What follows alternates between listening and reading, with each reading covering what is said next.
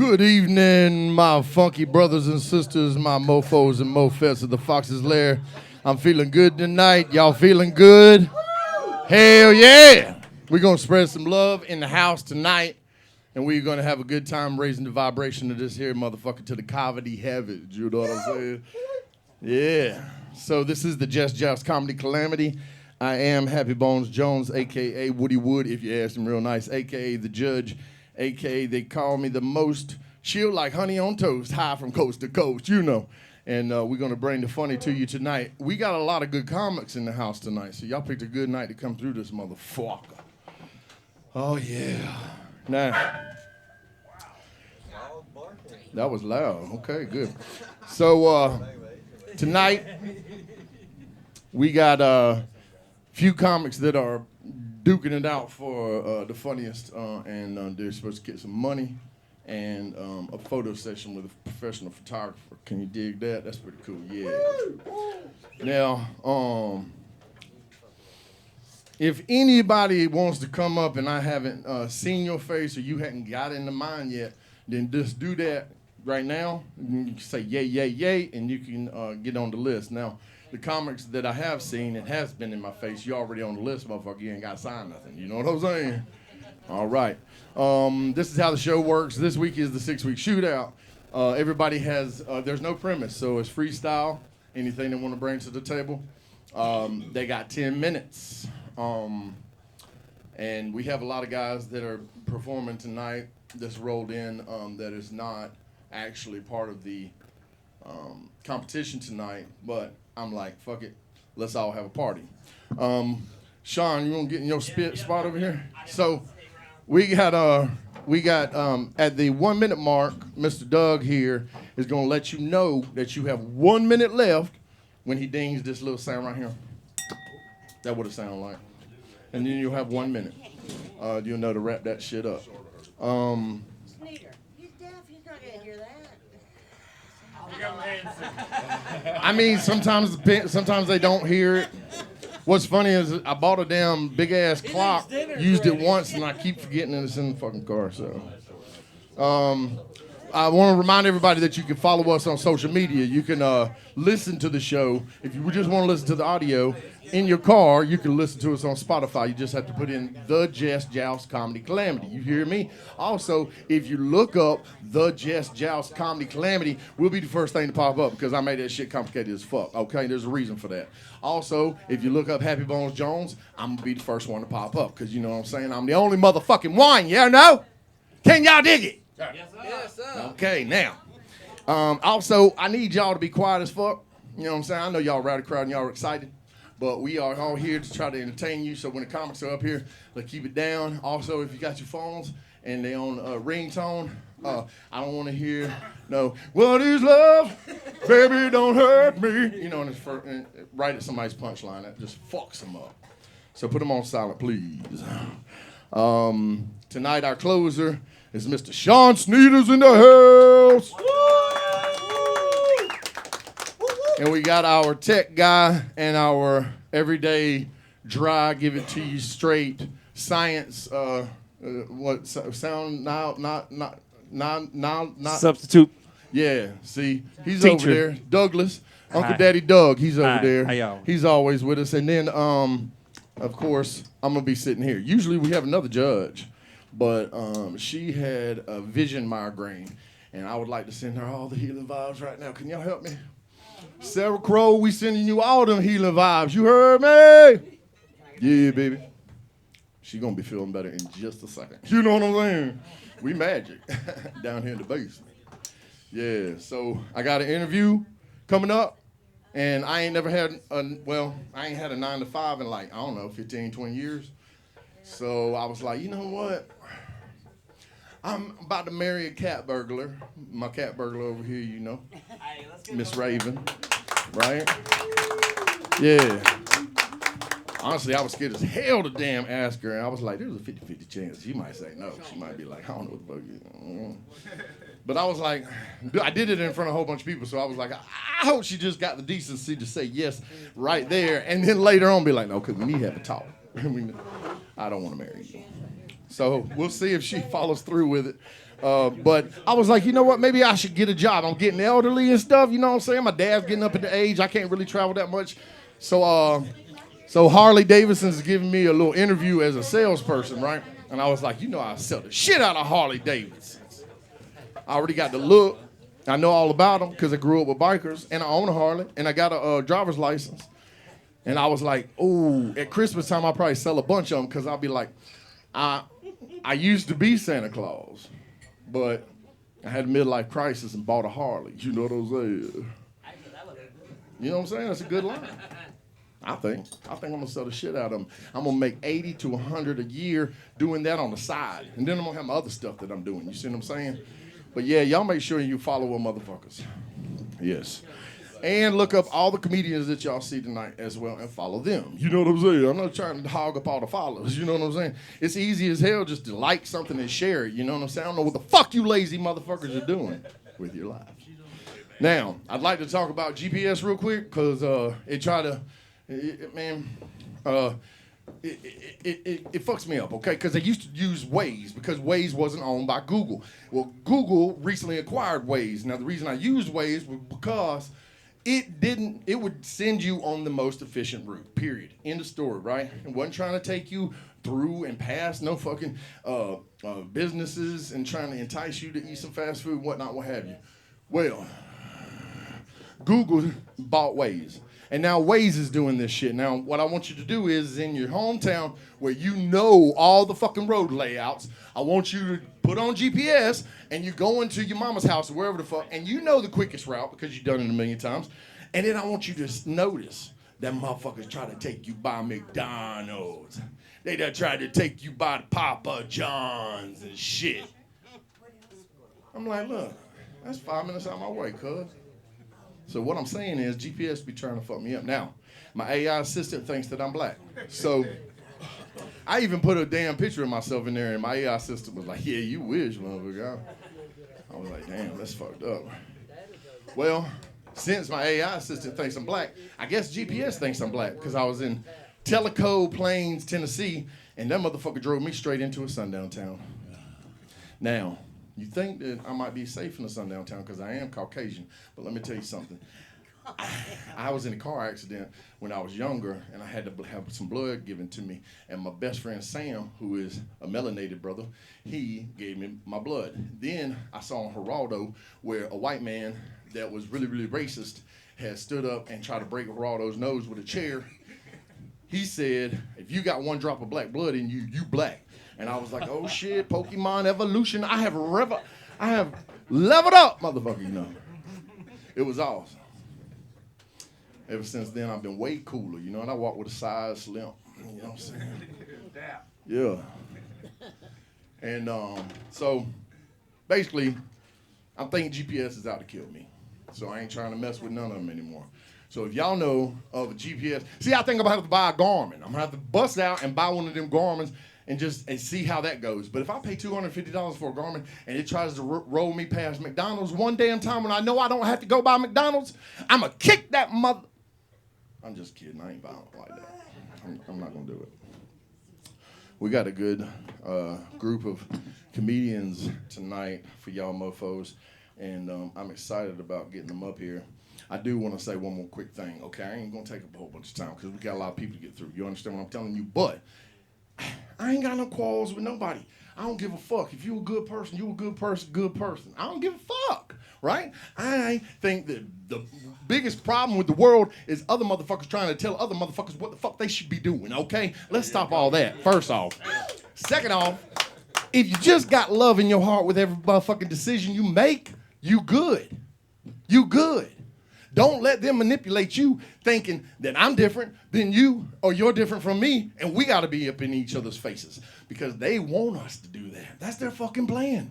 Because if they cut off the communication, the lights, and the transportation, we kill ourselves. They ain't even got to do shit. Right? Yep. But we're not going to do that.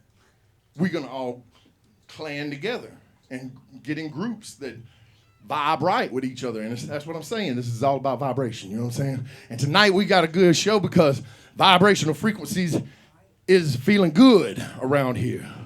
But I will. Shut the fuck up. No, y'all don't give him that. Y'all don't give this motherfucker that. I got some things to say, goddamn. This is my show. I do want to say, though, I got upset because of ice. I ain't even thought about ice. The whole time everybody been fussing about ice. I was getting my Fresca at the side corner, like the little stand that got the Frescas, right? I was getting my Fresca, and I love my Fresca, right? I'm in line, there's a guy in front of me, and there's two aunties in the car, and they sitting in the car, and he's having to serve them through the car window. So he goes around, that takes a minute, right? Guy's in front of me, he's getting aggravated. A chica rolls up that he probably knew. I don't fucking know. He doesn't know how to speak English, so I couldn't tell what he was saying to this bitch. But he was like, chica, bra, bra, bra, bra, bra, and she was like, come on, and I was like, okay, they vibing. And he served her before he served the guy in front of me. The guy in front of me got so angry. I could see him working up. He was like shaking his, like, this motherfucker. Started kicking like he was a bull and shit. I was like, what the fuck, this motherfucker acting like he's a pony? And then he goes, I'm gonna call ICE. I can't believe you did that to me. I come here all the time and buy Frescas. I'll call ICE on your ass. And he was like, he said to the guy, I give you gratis. I give you gratis. And he's like, you ain't giving me no gratis. I was like, sir, I think he means he'll give you one for free to say sorry. He's like, you don't know everything. I was like, okay, I'm out. I'm out. He might have a gun. I ain't even toting today. And then I see the guy. He's packing the fuck up. He ain't gonna sit there and wait for this guy to call the hotline to ICE that he probably has on speed dial, this motherfucker. So ICE fucked up my Fresca. And now it shit's affecting me, okay? Now I got a fucking problem. And then I went the other day to see the fucking Fresca dude. I can't find the motherfucker. I was like, I bet you he's on the corner somewhere where that motherfucker won't ever find him. And I might not be able to find him either. What have you done to me? There's only a few more weeks of Fresca I can enjoy in this motherfucker. Damn. Now, I'd like to start the night off with one of the contestants, if that's all right with y'all. Y'all ready for some comedians to come up to that motherfucker? That's what I'm talking about. Oh man, y'all lively. Sometimes sometimes you just hit it with the right crowd. Y'all like, it's like a key and a lock. Pam, you know what I'm saying? I don't know who Pam is, but she cool. She cool. We got the cat burglar over here. I don't know what you are, Will. Coco Shubo from Demon Slayer. Dang. All right, Coco Shubo. I think that you should come first, Coco Shubo. Now, this young man, very first time doing comedy was last week at this show. And we love busting new people's cherries on the comedy. And he actually was very funny. I don't know if his friend made it yet, but I'm gonna make him go first. So. Okay, good. I ain't want to fuck you all like that. Get your one friend in here. Boom, boom. Okay. Everybody, please put your hands together for my man, Will. How's everybody doing tonight? So let me tell you, life is such a wonderful thing. It brings you up, brings you down, and it absolutely sucks. Soon as you come into life, it's immediately beating you down with taxes, property, your parents hating you, the world hating you, the girls hating you, guys hating you, and you can't catch a break. It's like the IRS literally is waiting in the delivery room as soon as you're born, trying to take your money. And then when you die, it's even worse, because they still take your money and then try to take it from your family too. But life is such a wonderful thing. I have a great-grandmother, 101 years old. 101 years old. Great woman. She can remember who was president during the Great Depression, can remember what she ate during World War II, but can't remember where she put her fucking Depends. Have a nephew. Only nephew I got. Sweet kid, little shit. Little 6 years old. About 4 weeks after he was born, I went up to Virginia to see him. Now, mind you, I hate kids. Fuck them kids. And my brother's like, hold him. I hold him, fighting every urge to just drop him on the ground because I hate kids. And I'm looking at the little fella. I almost changed my whole viewpoint on life. Look at his little beady eyes. staring at him. Then he punches me in the fucking face like he's mini Mike Tyson. I get nose to nose with him.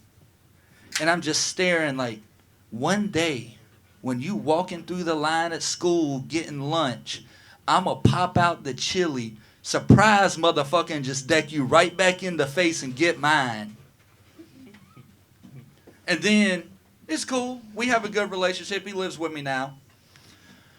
I'm cussing out his father one day, trying to tell him to shut the fuck up.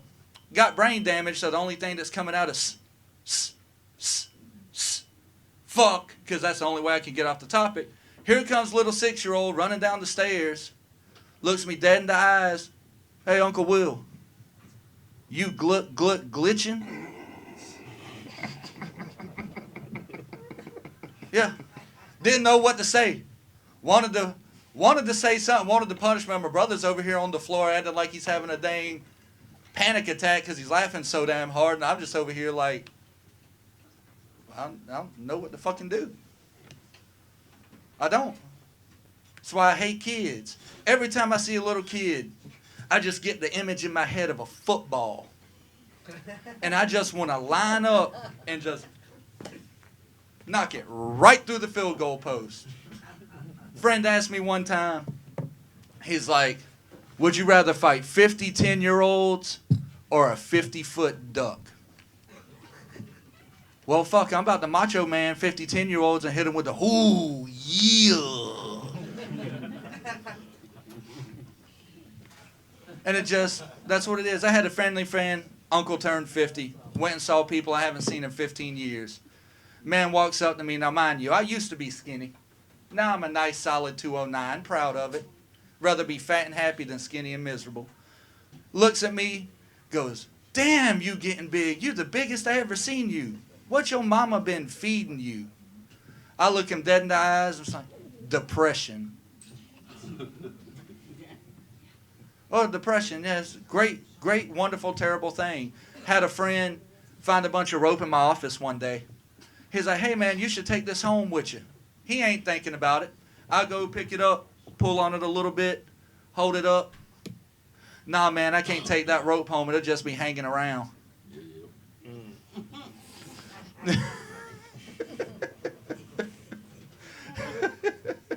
Yeah, see, me and old lady Death got a will they, won't they relationship. I tried to date her 2.5 times. She gave me the cold shoulder. She tried to date me one time, and I just stood her up.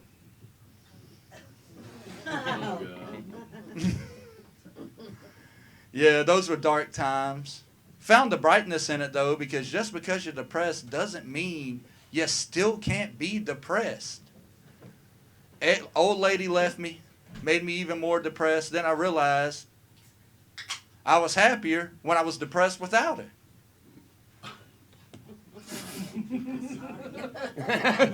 You got pity. Hey, look. Sad is sad, funny is funny. It just happens to go together. Like, I'm ugly. I'm a solid 2.5 on my best day. Like, I got to get it somehow. I over here look like the dang reason why you get an abortion half the time. Like, what do you expect from me? I ain't had sex in 3 years. God. 3 years, How yeah. would everybody go to writing in 3 years? 3 years. If I go to have sex now, a little flag gonna pop out with smoke going bang. Like Tom and Jerry, like shit. Man, you pay for it all the time. There ain't no such thing as free. $40. My man You know gotta what think. street to go down. You gotta think. You gotta take him to dinner. You gotta take him to a movie. And even then, you still probably ain't gonna get it. Not for 40. Not looking like that. Hey, look. Some places you can get 20, but we ain't gonna go there. But yeah, my life, sometimes life is sad. Sometimes life is great. But you got to think about it, because, once again, fuck them kids. I'm stuck on them kids. I'm just stuck on them little shits. Have no respect. No respect. I had a little kid bump into me. He's like, watch where you going, old man. Bitch, I'm old enough to be your brother. I ain't that old. I'm only 33. Damn. Damn, that hurts. Next, I'm going to be walking out of here with a walker complaining about my back. Easy now. Oh. But you know, it ain't so bad. You know, happy brother living with me, my little shit of a nephew living with me. Looked at me today. Uncle Will, you're not funny. I was like, why ain't I funny? Because you don't ever make me laugh. Ain't you retarded? Little bit. Little bit. That right there is enough for it. I got enough autism to go around. Like, I can sit there and tell him everything about all his little dinosaurs he has. Everything. Every little minute detail. But yet I can't tell my brother why my check engine light's on. How it goes. I have no mechanical experience whatsoever. I don't know the difference between a monkey wrench or a torque wrench or any other type of wrench. That's probably part of it. But they do say the longer you go, the smarter you get. They say the longer you go, the smarter you get. I'm just waiting for the smart part to kick in.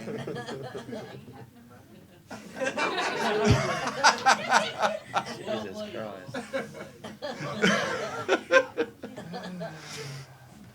That's all I got. I'm starting to run out of material. All right. Will. All right, let's unload this shit, motherfucker. First off, let me tell you, this portion of the show was brought to you by Hawaiian Style Barbecue. I have a gift certificate here that I'm going to give to a lucky person tonight. I actually have 2 of them. I have no idea how much they're for. I'm just going to say 50, right? But it's probably 10, okay? It's 10. I don't know. We'll see. It's between $10 and $50. We'll see. It's a surprise. First off, the Life is Wonderful thing to start off with. Nice. Positivity. Very cool. The Depends undergarment thing, Mandela effect, fucked me up, right? Fuck them kids. That's been said by a lot of people. Stay away, all right? I'm telling you, we got a friend, Charlie Mack. He international right now with that fuck them kids shit. Wrote a book about it. Anyway, then why you gonna let your 6-year-old punk you like that? I don't understand what's going on with you right now. We okay? And don't kick the baby. That's not cool. That's also a South Park thing. You just stealing from these motherfuckers. Talking about depression in comedy, you walking a real tightrope right there. Okay, first off, that's a real tightrope. Get it there. And I got it. all right, I see. Hold the microphone up. I'm gonna give you take your thumb like this, and you have it right there on your chin, and that's about where you want to be at. And if you want to practice that, you can do that. I try not to pop in the mic. This is a lot of work, I know. If you want a good video tonight, we're always sponsored in association with LeGray Productions back there. We got Anthony back there doing video. If you walk past this brick wall right here, you go out of frame. So don't do that, okay? If you want to have a good video yourself, don't do that, okay? All right, just a little bit of fucking stage management right there. And okay, so you spent too long laughing at yourself after you talked about your depression as well. Don't do that, okay? All right, cool. You said you was a 2.5. Who said that about you? Oh, I did. Oh, you gave that to yourself? Oh, yeah. Generous son of a motherfucker. Look, after they fixed my teeth after the riot, I became a solid 2.5. I was about a 1.8 before that. Hold the microphone up. They didn't hear a word you fucking said just now. But I will say, 3 years, no nookie. Good for you, bro. Like, listen. Don't listen to these evil, nasty, 100-plus body count motherfuckers in here. You know what I'm saying? You keep your body count low, you keep your body sacred. You know there's a such thing as a spiritual STD too, okay? And it will hook on to you like a demon, my boy. So be careful. Here we go. Black. Don't listen to Black especially. He number one. Don't listen to. And then Monty said he could help you you pay for it 40. He said it's 40. I was like, damn, Monty a pimp too. That's okay. That's all right. And you was 33. You not funny. If your nephew said you not funny to me, I'd kick him like I'd kick him like a Kick it like football. football. Yep, you damn right. And then he wouldn't be living in my house no more. But like you washing the dishes for your whole life. You know what I'm saying? But also, this lady over here said 4 words and killed the room, right? And then turned around and said another word and killed it again. And I was like, damn, she showed you up, dude. I'm sorry, man. But it's your second chance, second try. And I thought you did fabulous. You know what I'm saying? You should always start with the positive. Yeah. What you think there, Shawn, about this young man, Will? Honestly, He got a bright future. no, I mean, dude, you really did, dude. You fucking maintained yourself the whole entire time. You could have held the mic up a little bit closer. It flips me out. You look like a non-playable character on Shinobi. I'm like, dude, he's the dude standing in the back serving rice. Hey, is your nephew? Does your nephew really have brain damage? No, I do. I'm the one with brain damage.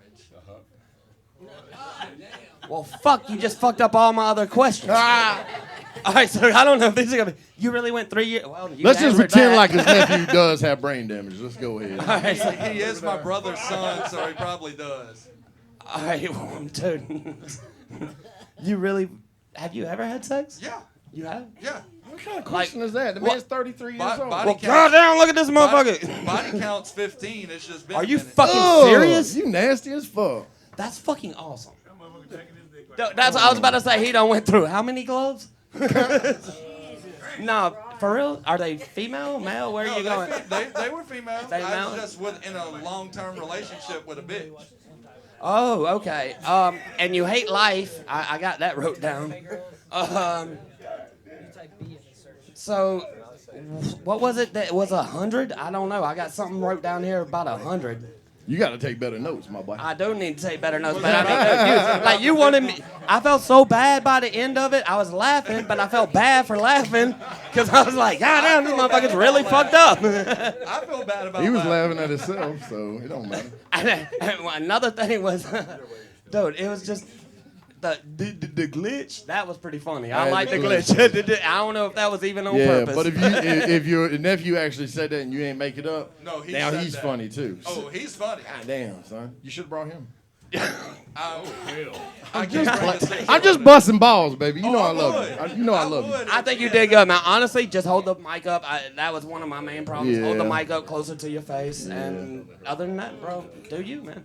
What you think, Douglas, about Mr. Will and his second time up? Well, I appreciate everybody coming to the sound guy's defense because the guy doesn't know how to hold a microphone. That's all right, though. We don't, this is the second time out, and I'm proud of you because not only did you come out here again with no notes, by the way. A lot of first timers will use notes, some handwritten stuff. None of that. He's going off the top. I'm really proud of you, man. Last time I told you to give me more, and you did. You went over 8 minutes, dude. So congratulations. That was a well done. Good job. Now, some of your jokes were a little flat. 3 years explains a lot about. At this point, you could probably take a dick and it won't even count. So See, you can't it listen. wouldn't even count against you at this point. Just use something. You know what I mean? But at one point the crowd was funnier than you. So you definitely work on your punchlines. But you got a good future if you keep at it, man. Good job. Hell yeah, bruh. Give it up for Will. Yeah. Now I'm going to stick somebody in that is not competing for the money that I ain't even got the money. You know what I'm saying? I hope some generous person in the crowd tonight will be like, you know what? I got you, man. Let's cover this for this man right here. No. Okay. Let's see. Nah, but Black, you want to do that? All right. This man's been MIA for a minute because he's been dealing with some family stuff. But I'm going to let him tell you about that. You heard me? Y'all give it up for Black the Handicap.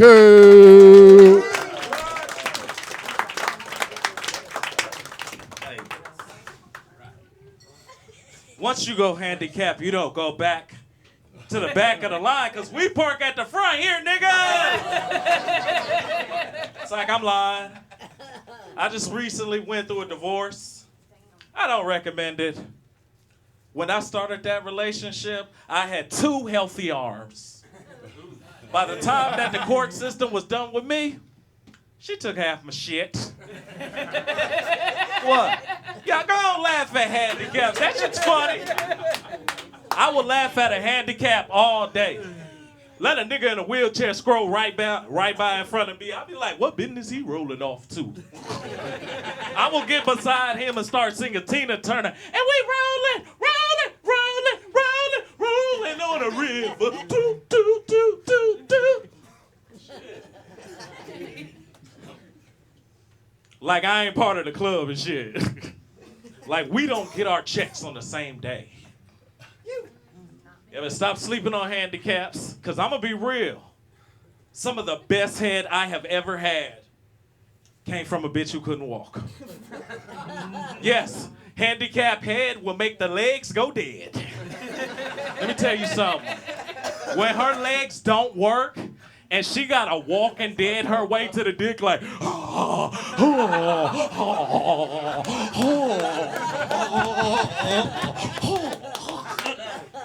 by the time that head makes its destination, that motherfucker is dedicated, nigga. Oh. Now, I hate to be so humble and modest, but ladies, I got a super huge long dick. And when she was sucking it from the wheelchair, it was like this.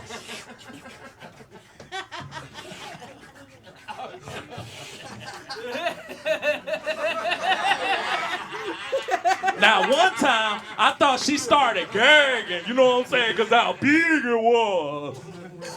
But whole time, wheelchair got stuck, bitch. So that motherfucker got stuck and like, she was like, oh. You find out some useful information when you drunk. Like ladies who use pallets as box springs have some of the best pussy in the world, but they got the most amount of roaches in the house. Shit, I got a bitch in my phone right now named Raid, and I love her. And when we be fucking, it's like this.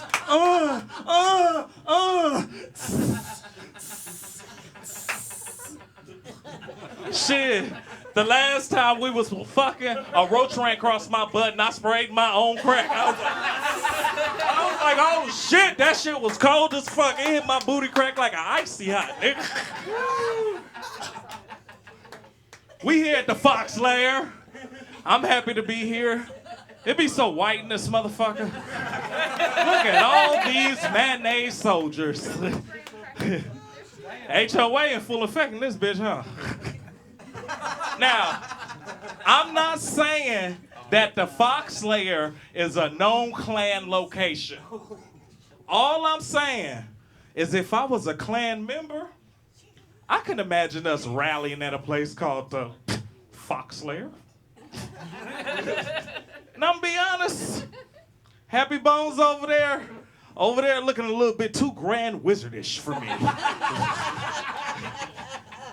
Happy Bones over there look like he hang out with Uncle Ruckus. And they be like, Happy Bones. You see them porch monkeys over there trying to talk to those succulent white women here at the Fox Lair? Somebody ought to put them cows down, ain't they? Shit, I don't give a fuck. He told me I couldn't win. Yeah. Black people and white people who can fight. Can we agree that the year of 2025 is the year of coonery? I have never seen this much damn coonery in my life. Last week I scrolled Facebook and saw a Texas officer is now locked up for selling inmates chicken wings. What kind of coon shit is this? Now when he get processed in, he can't tell these niggas the truth. What you in here? I'm in here for selling chicken wings to niggas like you. No. He's got to razzle the story up a little bit. He like, man, I had them birds flying south for the summer and the bitches was sizzling. When they busted me, I had all kinds of flavors. He can't say one of them flavors was Rick Ross lemon pepper. Huh. Like, how do you tell your children you got locked up for peddling chicken wings? You get out and you try to parent. And you be like, y'all don't do nothing stupid. Oh, really, Daddy? You wanna go there, fam? Kids is roasting you from the door. You walk in the house, boom. What's up, Wing? Stop. Shit, I'm just flying. I've been dating this woman from Africa for a while now, right? So last December, I went to Kenya, Africa. And this is when I found out some shit about Africans. First off, if an African don't like you, they will tell you what the fuck they got to say with a smile on their face. And that shit is confusing if you don't know that piece of information. Now, I gotta explain this part so the rest of the story makes sense, okay? So the woman I'm dating now, her ex is a medical doctor. Yes, the nigga before me is an MD. And then there's me. And I'm on disability. And I tell jokes. And sometimes the jokes ain't even that damn good. So I'm meeting her father, right? For the first time. Now I look at him. He looks at me. He smiles. I think he likes me. I'm bold enough to reach in for the hug, nigga. Like, come in. I go, hello, Mr. Amos. I'm Terrell. This man blocks my hug with African speed so fast, it was like he slowed down time around him. He was like, oh, no.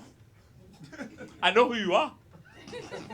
I have given my daughter the best education. I have told her to reach for the stars, and she comes back with half a man who tells jokes from the ditches of Augusta, Georgia. Good for her. Good for her. Good for her. He was like smiling so hard when he said this shit. I was like, what the fuck? So the situation got worse. I didn't remember, right? Like in her tribe, when you meet the parents of a woman that you are courting, it is customary to present them with a gift. I forgot the gift. I forgot the fucking gift. But I had the one gift that matters. I had the gift of love for their daughter. Which I quickly find out is not an accepted currency in Kenya. Her dad was like, oh, and no gift as well. Passy, your suitor is quite the colorful disappointment, but entertained me. Good for you. Good for you. Good for you. I was thinking at this point, fuck, he ain't never gonna like me. All right, this gotta get better. But I'm about to win him over. So we go on a safari, right? We go on a safari. It's me, Passy, her mom, and her sister, and her dad. I'm about to show him how tough I am. I'm out here with the lions. Roar! But the only thing is, Africa got real lions, and when they showed up, I shitted myself a little bit. My roar didn't even sound the same. That shit sounded like a pirate call when real lions came. They was like, I was like, real lions? Oh, amazing. But I gotta go through with it because I'm already on the truck. Now we make a stop, right? We make a stop. I look over, Passy's dad is talking to these lions outside of the truck. He goes, oh, do you see that one from the U.S. with the missing arm? That one is not very fast, huh? What a great day to be a lion with such slow food around, huh? That's when I knew it was time to go. This shit is time to go. I'm not finna get eaten by no cat to get no pussy. This is terrible. This shit is terrible. I can see the lion now. Nom, nom, nom, nom, nom. That nigga with the one arm, he was already partially deboned. He was tender and delicious. Nom, nom, nom, nom. I ain't never had a nigga nugget before. This shit is delicious. All right, I had more of the joke, but they done gave me the bell, man. Thank y'all, man. Hell yeah. I'm comedian Black to the Handicap, man. This was good experience, man. I love y'all. Hell yeah, you came in strong, man. You came in strong. I liked it. You was all like talking shit, too. You was like, I don't know if I'm going to be funny tonight. I'm scared of shit. I was like, you ain't scared of shit. You lying. So yeah, man, you automatically, if you become handicapped, is your demographic for women to go date is handicapped? Is that how it works? Yeah. Okay. They can't ride unless it's wheelchair accessible over here, baby. Okay, well that's good. And you gave props to the handicap head, and then you said bitches with pallets as box springs are the best lovers. I'm paraphrasing, of course, but then you said I something. said they had the best pussy, sir. The raid thing. The raid thing and the fucking bug thing, that shit would kill her, okay? Especially when you started spraying the crack of your ass. I can't believe you did that shit, man. You know that shit burn. You know you got a HOA, motherfucker. I seen your house. And then you start talking about how I look. You know what I'm saying? I don't even know them people like that. And plus, I ain't no Trump supporter. I ain't never supported no damn president. I don't need no motherfucking leader. You know what I'm saying? While y'all looking for the next handler in the motherfucking bitch, I'm trying to get out the zoo. You know what I'm saying? Fuck all that. You know what? That is not a lie. That is not a lie. Just, I sometimes walk by the mirror and even I get surprised. Oh shit, that's what I look like? God damn, man. Brush your hair, boy. I see, yeah. And then Uncle Ruckus, the Uncle Ruckus impression was cool. I would hang out with Uncle Ruckus. He got revitiligo. That's the opposite of what Michael Jackson had. Chicken wing salesman in the prison. Smart motherfucker. That's supplementing your income. You know they don't pay them motherfuckers about $8 an hour. Your father-in-laws in Africa is the same as father-in-laws in America. That's what I heard. Except for this one, he actually has lions near him. He tried to pimp you straight out to the lions. That's not cool, okay? African land! What you think, Shawn, about Black the Handicap, this motherfucking... Bro, you already know. You're my boy. We've been together since day one, bro. Day one? Well, when you had 2 arms. It was your fault. You sold him the motorcycle. He was just black. Yeah, back then, that's what we call him, black. We're like, hey, yo, black. See, I wanted to end that one joke with the lion eating my arm, and it was gonna be like, I told you no. I told you like, no. Don't tell a joke for some African pussy, but y'all gave me the bell. Sorry. Dude, your raid shit. I'm so happy you didn't tell me that shit before now, because that shit hit me good. That raid shit was fucking hilarious. Yeah. The wheelchair dick sucking, when she comes close, you hit that fucking brake. You know what I'm saying? That's when you get the back throat. You're like, fuck yeah, hit the brakes on that bitch and lock them up. She ain't going nowhere. And dude, going to hug your father-in-law for the first time with one arm, he probably thought you were about to fight. What's up, bro? Honestly, other than that, man, you killed. I loved it. I'm glad you didn't tell me beforehand. Hell yeah. What'd you think, Doug, about Black? Man, we missed you. We missed you. We needed you around here. You are a funny man. You are a funny man. You are a pleasure to watch, man. And no doubt about it, man. Handicap head make the legs go dead. That took me almost 4 minutes to write that shit down because I was laughing so hard. I couldn't get through that because that's, man, I tell you what, if you was in it, you have a strong case for the money, man. I need you to keep coming back, get in there and win some money because you're good enough. Y'all give it up for Black the Handicap. Thank y'all. Good to be back, baby. Yeah. See, we went out of town once, did some work together, and he said, I said, yeah, I knew he was in the military at one point. I was thinking he lost his arm from the military, and then I just asked him, I was like, how you lose your arm? And he's like, crashed a motorcycle, and I was like, oh shit, they don't give you a check for that. He's like, bullshit, they gave me a check. I'm like, word, okay, good. You can live with one arm. So I wanted to get another contestant up here. This one is one of my favorites from Columbia, South Carolina. He is around her somewhere. Matt Blizz, are you in the house? Yeah. Okay, yeah, I thought so because you just tried to roast me, you son of a bitch. No, this is one of my faves. He's been with us from the start. Him and Shorty been coming since the beginning.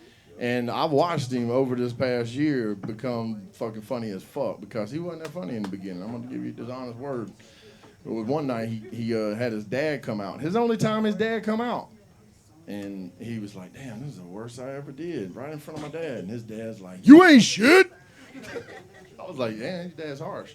Everybody put it together for my man, Matt Blues.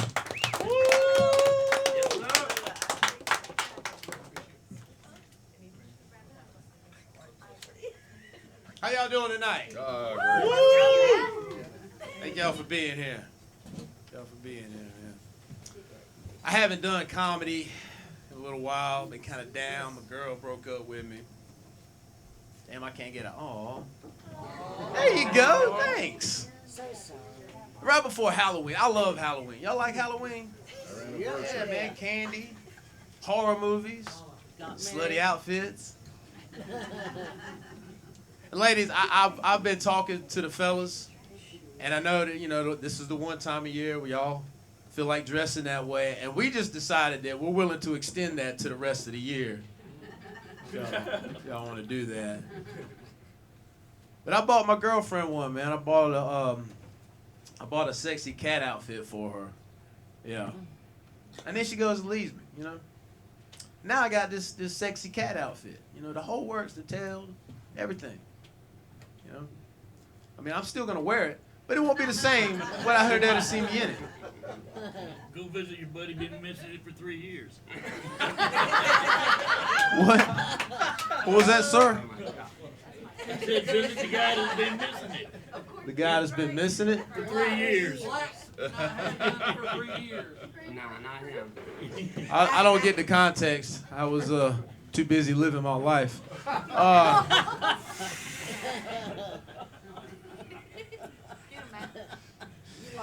I like Halloween, though. You know, one thing I like about Halloween now that I'm an adult is it's the one time of year where you get the opportunity to scare the shit out of little asshole kids. Yeah.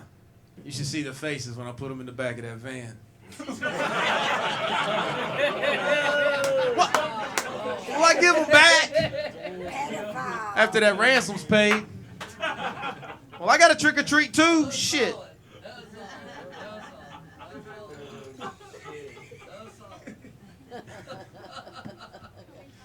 Yeah, so I smoke a lot of weed. Woo. I do. You know, the first time I ever smoked weed, I didn't really care for the smell. I kept asking the other person, am I doing it right? You know, kept asking them, are you feeling it yet? Just like the first time I ate pussy.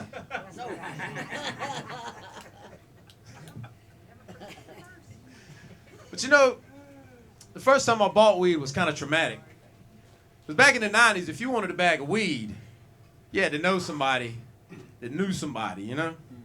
Nobody ever had it, but I can get it. So a friend of mine took me to this older guy's house, a trailer, in the middle of the woods, with sheets over the windows instead of blinds or curtains. But that's how you bought weed back then. You went to some sketchy ass house and you risked your life, and maybe or maybe you wouldn't make it back. You never know. Nah, this guy wasn't a gypsy, but he had a mullet, and he had one of the mustaches that connected to his sideburns, you know, and blue jean everything. I was like, well, this is how you wind up on a milk box. When I was young, missing kids went on milk boxes.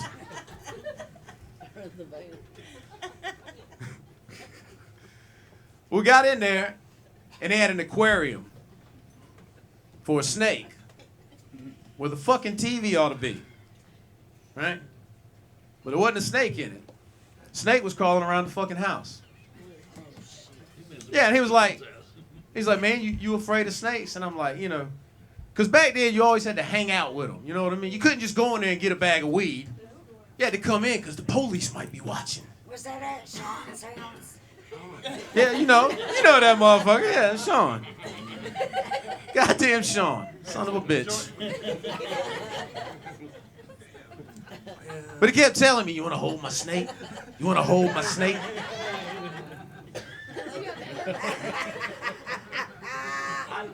Definitely wasn't my house. Oh, don't deny it now, motherfucker. Don't act like we don't know each other. All right. It was once and it was fucking quick. All right, y'all shut the fuck up.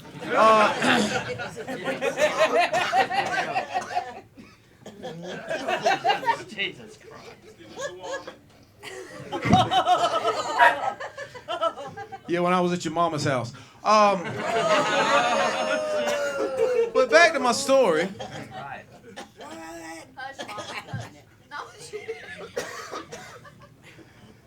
Me and Shorty went down to Austin not too long ago. Austin, Texas. And we ran out of weed while we were down there. Now, Austin's got dispensaries, but they sell that diet weed. You know, that weed zero. There's zero chance of getting you high. Right? So we walked around and asked people, hey, man, you hook us up with weed? Hey, man, you hook us up with some weed? And nobody hook us up with none. You know, but I can smell it.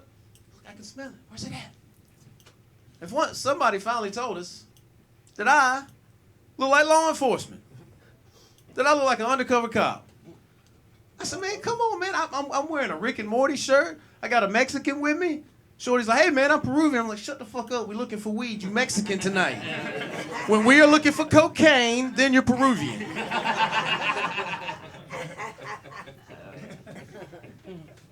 So what we decided to do was buy some gummies. They had real gummies down there. 2 little gummies. How powerful could 2 little gummies be? Tell me that. How powerful could 2 little gummies be? So we decided to get on the plane. That was a rhetorical question. So we decided to get on the plane after we took these gummies back to Colombia. Cut to me in my plane seat, holding on for dear life like I'm going to be sucked out of the fucking cabin, sweating, got my eyes closed, I'm breathing like a pregnant woman. And we ain't even fucking took off yet, man. Man, we got back to Colombia, got off the plane. Me and Shorty, like, we come out the fucking jungle. Eyes wide with fear, sweat on our faces. For some reason, our fucking clothes were dirty. I asked Shorty, I said, man, did them fucking gummies fuck you up like they did me? And he stopped. He looked at me real serious. He said, bitch, I saw the devil.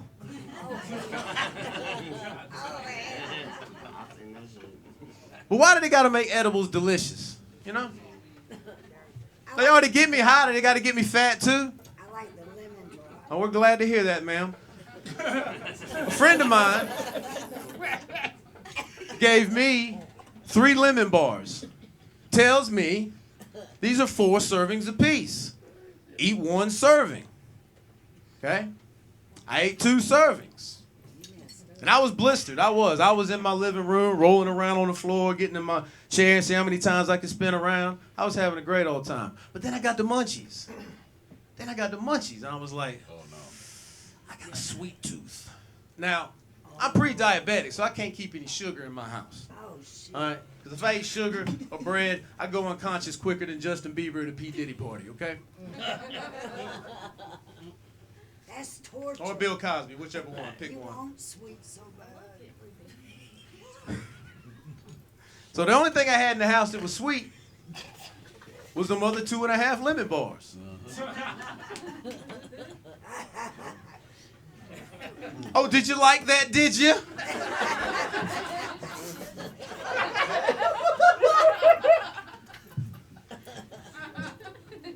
Man, listen, I spent the rest of the night upside down on my couch watching Family Guy trying to figure out why the Simpsons weren't yellow.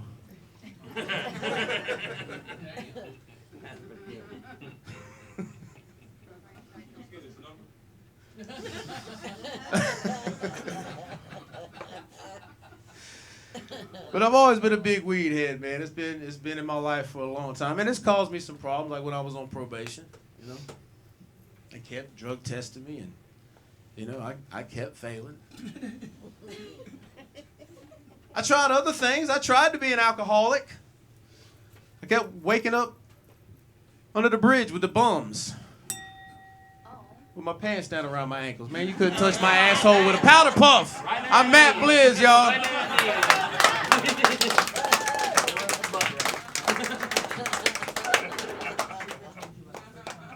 Oh, that's it? Okay. Shit, I'm sorry. I fucking was lost right there for a second. Halloween is the shit, first off. That is true.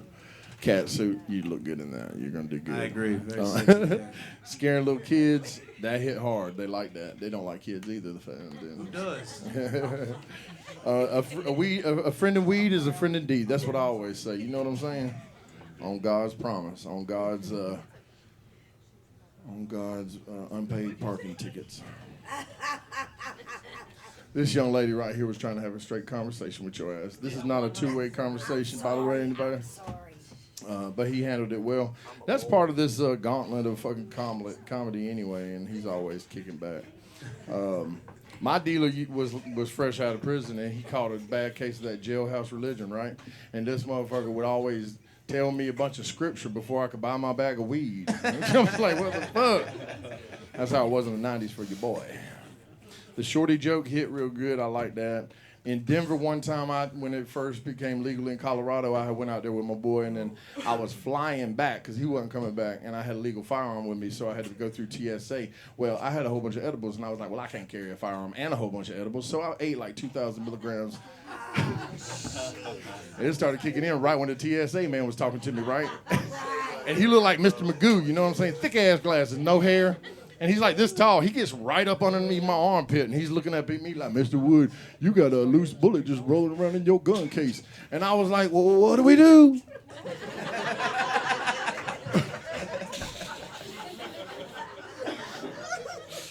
And it seemed like forever. He was like, it's all right, Mr. Wood, go ahead. Just be careful next time. Now, first off, all people from Peru, they're going to see the devil sooner or later, okay? Shorty know that. I wrote down, remind everyone this is not a two-way conversation. I will say that one more time. and then he said something about he didn't know about the Simpsons being oh wait, the Family Guy. You was watching the Family Guy high as fuck on the edible, and you was like, why the fuck is the Simpsons not? That shit was funny. Okay, I like that. What you think, Shawn? What you got wrote down? First, let me apologize for my mom. Apparently, she thought that this was her goddamn show. I started to give her my mic. I was like, here. No, you did do good. You did do good, and I apologize for that.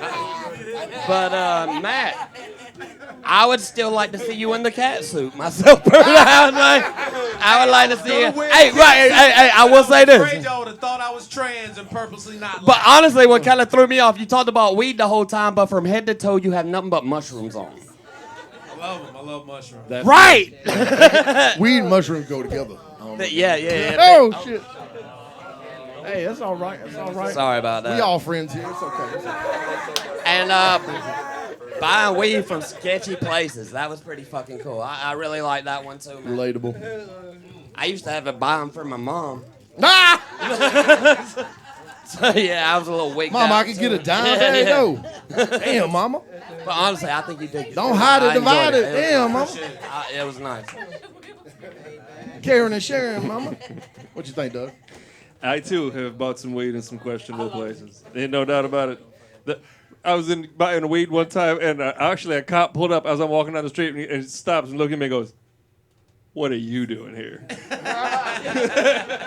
heard that before. Yeah. Whose house you going to? Like, I'm going back to my car and going to fuck home, sir. Have a good night.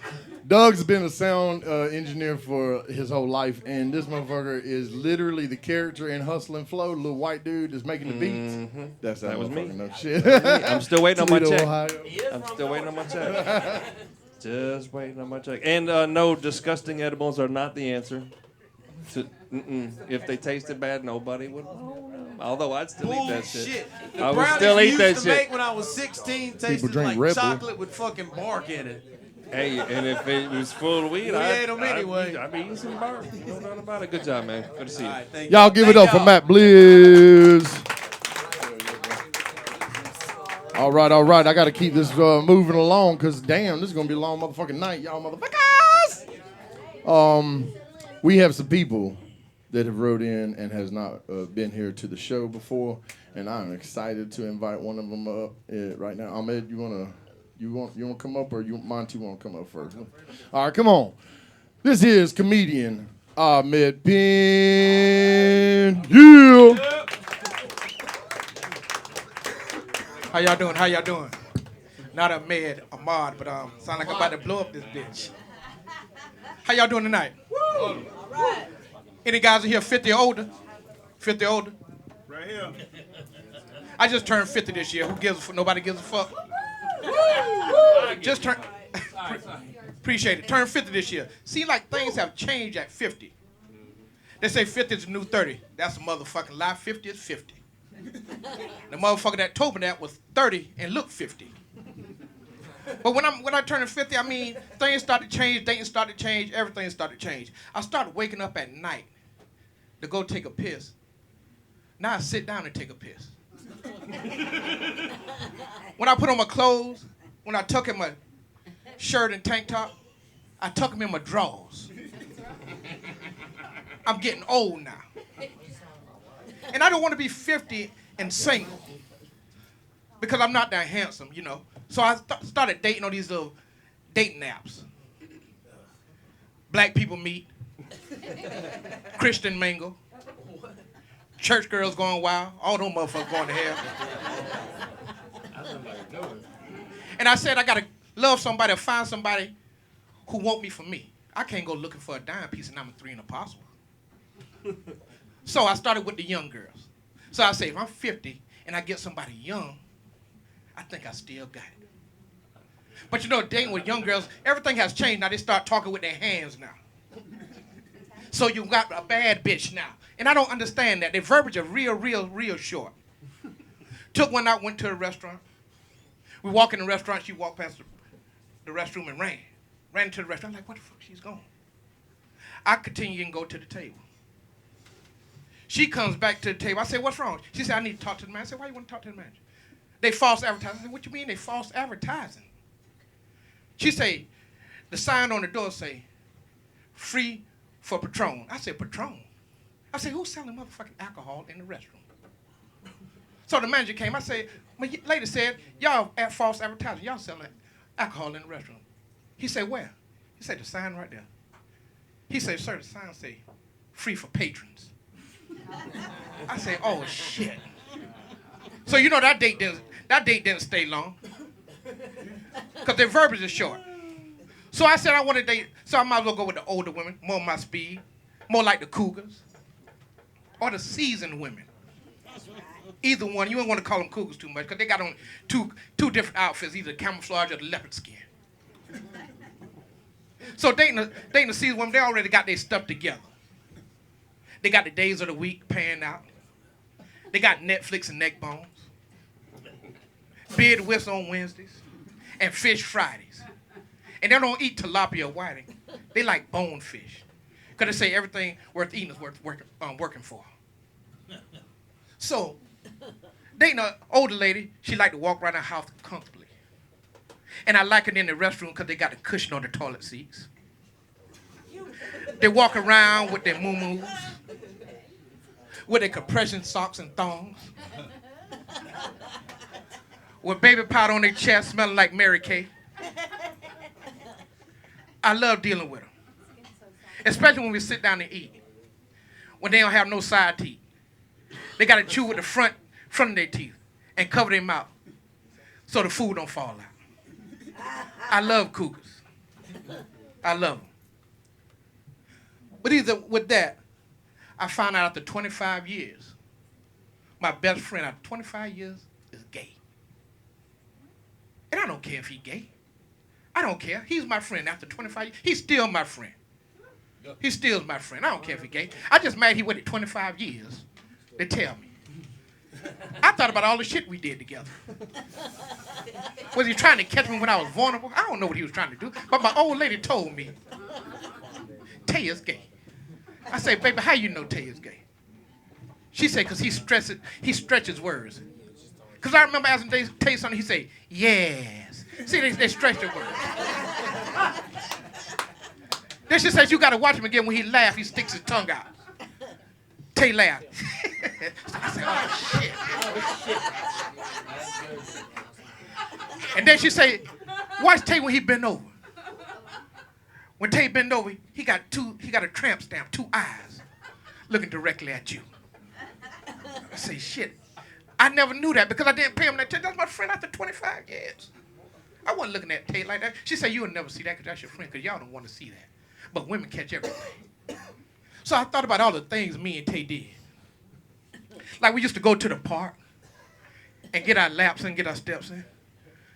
I thought it was exercise, but do Tay think it was walks in the park? We used to go to the bar and watch the game. And I just think we're watching the game. But what Tay probably think? Was that a date? Then I thought about the times we went to the gym and played basketball. And we running up and down the court, and Tay keep patting me on my ass, saying good game. And we lost, and I ain't scored a damn point.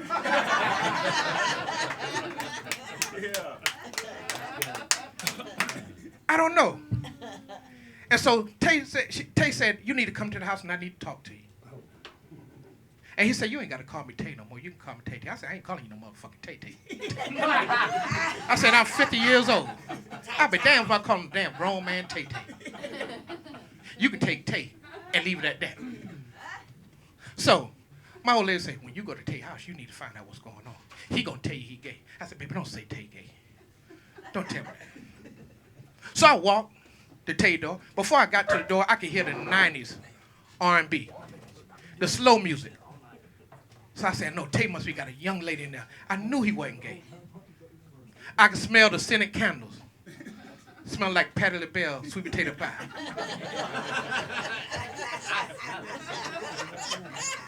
I say, Tay must be have somebody in there. So I'm knocking on the door. I could hear his footsteps. I don't know, sound like Tay was skipping or some shit. I don't know what he was doing. But when Tay opened the door, Tay had on the hoochie daddy shorts. And a looked like a little blouse, a tank top cut out. And I went in, I sat down, I was scared, but I didn't care because Tay had my favorite cookies on the counter. Macadamia nuts. Tay knew I loved macadamia nuts. And he had it right on the table. Tay knew I was going to sit down to eat those damn nuts. Macadamia nuts, those is. So I'm sitting down, Tay went on, I said, Tay, you need to put on some clothes. Tay turned his head, he had his little hand like this, so you know the justice they have. And I'm like, damn, maybe my old lady right. What Tay got up his sleeve? That's what I'm saying to myself as I steady eat the macadamia nuts. So Tay come to me, he say, we need to talk. I say, okay, Tay, talk. He said, we've been friends for 25 years. I say, yeah, we've been friends for 25 years. And I just want to let you know that I feel comfortable around you. I said, hold on, Tay, what do you mean you feel comfortable? You got to explain your comfortability around me. I feel I can tell you everything. I said, well, yeah, go ahead and tell me. I said, but you can tell me over there. I'm going to sit down. I was steady eating a macadamia nut. I wasn't going to let him go to waste. I said, first of all, change the music because he had on slow music. And it didn't sit well with me. He said, I just want to let you know that I'm gay. So I continued eating the nuts. I continued eating the nuts. And so I asked Tay, after taking my last bite of the nuts, Tay, are you trying to fuck? That's my time, man. Oh, hold on. I'll talk to you. Hell yeah. All right. First off, let me apologize for the mispronunciation. I've been heard about you for a while, and I was excited to see you come through tonight. I got wind of your funniness, and they wasn't lying. I'm turning 50 on November 6th. Guess what I'm getting? A CAT scan. You know what I'm saying? For my upcoming surgery. The joke about tucking your clothes up in your drawers, man, come on, man. You know I know a bunch of old timers all the way. I'm like, man, get your. And I like the tone of your voice. I always like when a big black man or a big like hefty black man got like that almost Cat Williams kind of sound going on. I love that shit. That shit was awesome. The Patron thing, fucking gold, man. That's fucking great. Netflix and Netbones, that shit hit. I love that. Netflix and Netbones. Moo-moos. Ahmad likes Cougars. 25 years, and your boy let you know that he was gay. Now, how old was you and your boy whenever y'all first became friends? Hold the microphone up. Let them hear you. I was in Atlanta, so we was friends since 2020, 2019, something like that. Okay, so it wasn't like. No, but we was college Oh, friends. okay, back okay, in the got day. you, got you. We So were- y'all just we were- reconnect. yeah, Got you. We Okay. shouldn't have. I see. Y'all still hang out though? Now that's over with. See. And that was a setup question. Yeah, see. That motherfucker. I was like, damn, I bet you he don't hang out with that motherfucker. No. Like, Tay, you trying to fuck? Hell no, I ain't about that, man. Shit. Then do the George Jefferson on your ass. I'm going. Well, that's great, man. Ass grabbing, man. Calling Tay Tay. Man, that whole thing is good. I love that whole fucking thing. Now, the Patti LaBelle with the sweet potato pie? Yes. Yes, you know what? I love the smell of that shit. What'd you think, Shawn, about Ahmad Penn? Dude, I think it was great, man. Honestly, like he was saying, everything was great. I'll turn 46 next month and sit in the pee. That's a must. Like you can't judge that shit, bro. See, I still don't do that. I won't miss. And the cushioned toilet seat, it is nice when you fucking go somewhere and they got one. Hey, You're like, hey, this is nice. Catch one with one of them warm ones.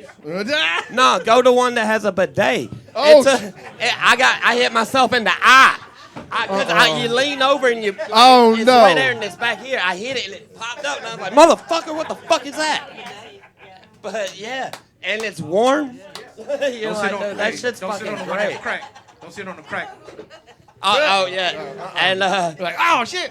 dude, honestly, with your best friend and the last thing you said to this man, know him your whole entire life. Are you trying to fuck?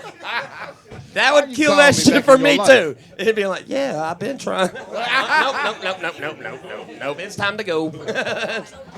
Why don't you call anymore? Nigga, you trying to fuck? I told you. But at least you got the macadamia nuts. You know Right, what I'm you saying? got the nuts, though. Because them bitches is good. Let me tell you, I love some. But I think it was great, dude. You're fucking awesome.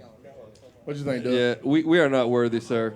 We are not worthy. You're a funny man, and you need to come back more often, man, because this is exactly what Monday night needs, man. People just like you, man. Welcome. Exactly. Great See, job. What I'm loving about where we're at right now, the show's been going on like, a little over a year now. Well, shit, a few months over a year, but we're kind of trying to build a community of people that love each other and we lift each other up. I'm always talking about all my fellow comedians that I love. I ain't trying to be like cliquish or gatekeepy or any of that shit because I hate that shit. Them motherfuckers do that shit in the music world too, and I was in that shit for 30 plus years about to give people motherfucking, you know what I'm saying, knuckle sandwiches in this bit. But I had to calm down and be zen. I love the way Ahmad talks, man. Y'all give it up for Ahmad Penn. Yeah. That was awesome. All right, little bladder, look on in. Old Shawn got to drain the main vein, make the bladder gladder. Ain't nobody mad. That's all right. We're going to get somebody else that is part of the competition up here. Shorty. Shorty? All right. Now, I told Shorty one time, I was like, man, I want to come, me and Raven, we're going to come to Peruvia next time you go down there to visit your family, because I think that shit would be awesome. Go down to Peruvia, you know what I'm saying? Or Peru. And then I was like, ooh, we could ride motorcycles down there. And he's like, nah, you die. And I was like, why? Venezuela? And he was like, yep, Venezuela is right there. You don't want to go through there. So basically, this is one of my favorite Peruvian people that I've ever known. And I know like two of them. Okay, so the other one, if you watching, motherfucker, I don't like you. Y'all give it up for my man, Shorty the comedian. What's up, everybody? How you guys doing tonight? Yeah. All right. I'm Latino, by the way. Any Latinos in the house? Really? Oh, shit. Where are you from, bro? Good answer, bro. Whenever somebody asks you where you're from, my parents, from far away. Me, Massachusetts. All right? Now you know. All right, nice. Mexican. I like Mexicans, bro. Like, Mexicans to me are probably the most supportive kind of Latinos. All right? Like, a few months ago, I went to this comedy show for Mexican people in Atlanta. So many Mexicans showed up, they had to close 3 Home Depots. A lot of them. So yeah, very cool.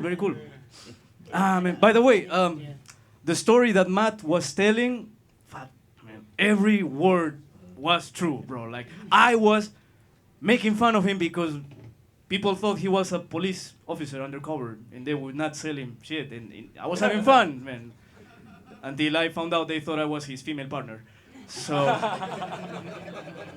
shit happens, bro. But he does look like a police officer, bro. Like, when we met, I ditched him once because he told me to hold and I left because I knew he had no probable cause, so I left. Oh, well.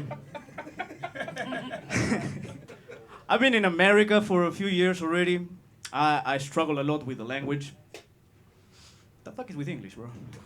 Like, your expressions make no sense, bro. Break a leg. It's associated with being lucky. It implies have luck, you know? And how did that happen? When was the last time somebody broke a leg and the doctor came over, read the paper and was like, lucky son of a bitch? Never. And it's an American expression only. It applies to Americans only. I tried that expression with other people from other places. I do have a Mexican friend in Mexico who can't walk. He's paraplegic, but he competes. You know, have you seen these people in wheelchairs that have competitions in these special wheelchairs that look like ex-fighters from Star Wars? And I went to him to one of his competitions and I told him, break a leg, but in Spanish, you know, rompete una pierna. And he replied, chingas a tu madre, and which means, no thank you, my friend. For those who don't speak English, that shit was funny. But just like that, there's other expressions, you know, like, it's not rocket science. It implies that something it's not that hard. Like rocket science is that hard. If rocket science is that hard, why do you guys have rocket science kits for kids? Because it ain't that hard. You want something hard? Music theory. That shit's hard, bro. Like, I tried 5 times, I still don't know shit. They have too many things, man. The silences, the notes, the keys, and the keys are black and white, and the white ones are associated with happiness, and the dark ones with sadness, and I don't know why, but that shit's fucked up. And I just don't like it. You can't put the sounds of the black ones with the white ones, it doesn't go. No, me, fuck, that's segregation, motherfucker. That's pretty much it. Spill the beans, that's another one. If you want to get information out of me, and you say, shorty, come on, tell me everything, spill the beans. I'm not saying shit. I'm Latino. I'm sorry, I like the beans. Why would I spill them? You want me to talk? You need to add 3 words over there. Or I will. Shorty, tell me everything. Or I will spill the beans. Oh shit, now it's real. I'll say whatever you want, brother, but please don't spill the beans. I love them. Piece of cake. It implies something is really easy. How do you know? What part of the cake are we talking about? Because there's 2 parts. The making it and the eating it. One is easier than the other. So I never say that shit because I don't know what kind of commitment I'm making. It's different, bro. Your culture and my culture are very different. Even with the names. I recently met somebody whose kid's name was Riot. Right, and I met this person because they were very upset because their kid did bad at school. And I was like, what were you expecting? For all I know, that kid is fulfilling his destiny. And I started digging into American names, and people are crazy here. Kim Kardashian has a kid named North. Yes, North. And that same kid is also the son of Kanye West, so it's Northwest. You know where in California that kid was born? In the southeast. Elon Musk. Elon Musk is my favorite. He has a kid named, shit, I forgot. Exa Dark Siderol. Exa Dark Siderol. Wait, hold on, I'm getting there. He has also another kid called Techno Mechanicus. That's his name. That's a Pokemon. It sounds like it, right? If you put it in the rap, neither in a beach drill halter, Techno Mechanicus, it fits right there. Right there. Techno Mechanicus, I choose you. Impacata, he just runs you over in his private truck. Could be, I don't know.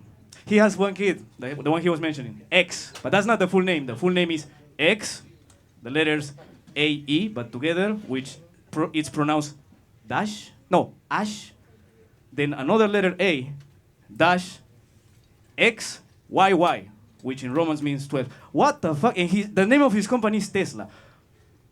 Make that shit make sense.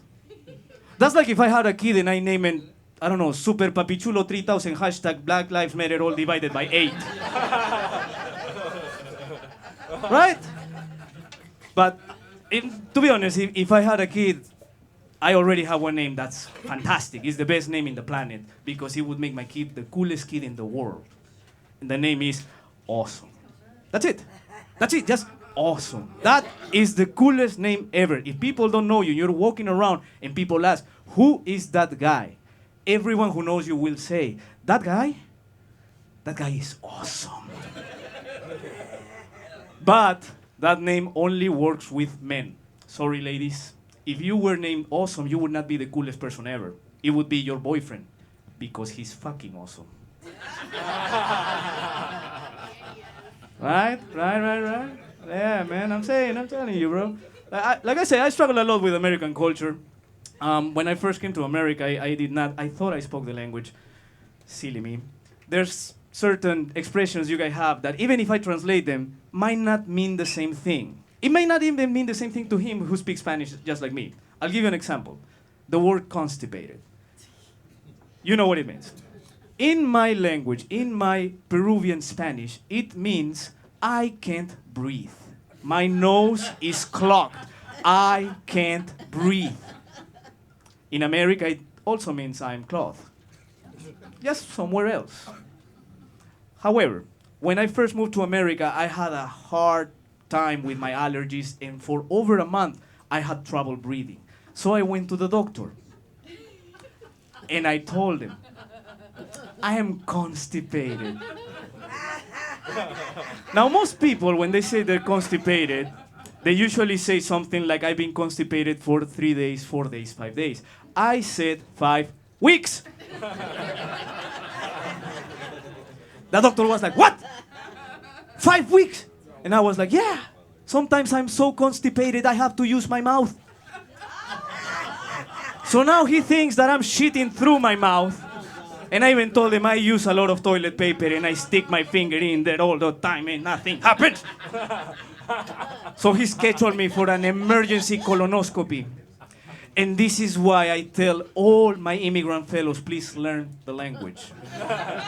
Because he scheduled me for an emergency colonoscopy and I accepted because I did not know that word either. And if I would have, I would still be a virgin. That was my time, everybody. Thank you very much. Have a great night. Hell yeah, shorty.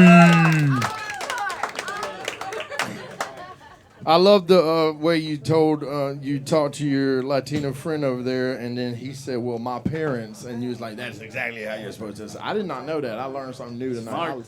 I like learning new shit. That's why he's still here. Now, the expression break a leg come from the understudy at plays back in the day. So they would tell that to the lead actor, hoping that they would break their legs, so the understudy would be the next person in line to get in that spot. You see what I'm saying, huh? Now you learned something too, okay? This is a give and take situation in this motherfucker. Music theory is just a theory, bro. It's just a theory. That's the whole thing about it. This is not the face of a student, so it's gonna be hard either way. But I've seen you play, and I was like, this motherfucker lying. You know? Doug and I played with a keyboard player once that said, I don't play the black keys. Yeah, he said they cost extra. I was like, bro, what the fuck are we doing with this motherfucker? Dear Lord, help me. The kid naming thing, that shit was fucking genius. I like that. Elon Musk is an alien hybrid, by the way, but that's all right. I agree. Yeah, the name things was really good. I like that. The cadence of your accent added to the way you were doing the punchlines. You know, it almost has like a musical cadence to it, is what I'm saying. Which goes along with the musical theory thing, too. You know what I'm saying? King, king, king, double entendre. Yeah, boy. Not to mention fucking awesome is fucking awesome. You know what I'm saying? What you think? What you think, Shawn? I ain't even gonna lie, man. I was up there. I had to pee. I'm sorry, I had to go. And by the way, I sat down, and that's a nice seat. It's a nice seat. You in the ladies' room, didn't you? You in the ladies' room? They got the fluff on it. Yeah. I was like, hell yeah. But dude, I heard everything, and dude, you're fucking funny. You're Thank fucking you. funny. Appreciate Like, it. holy shit, you're fucking funny.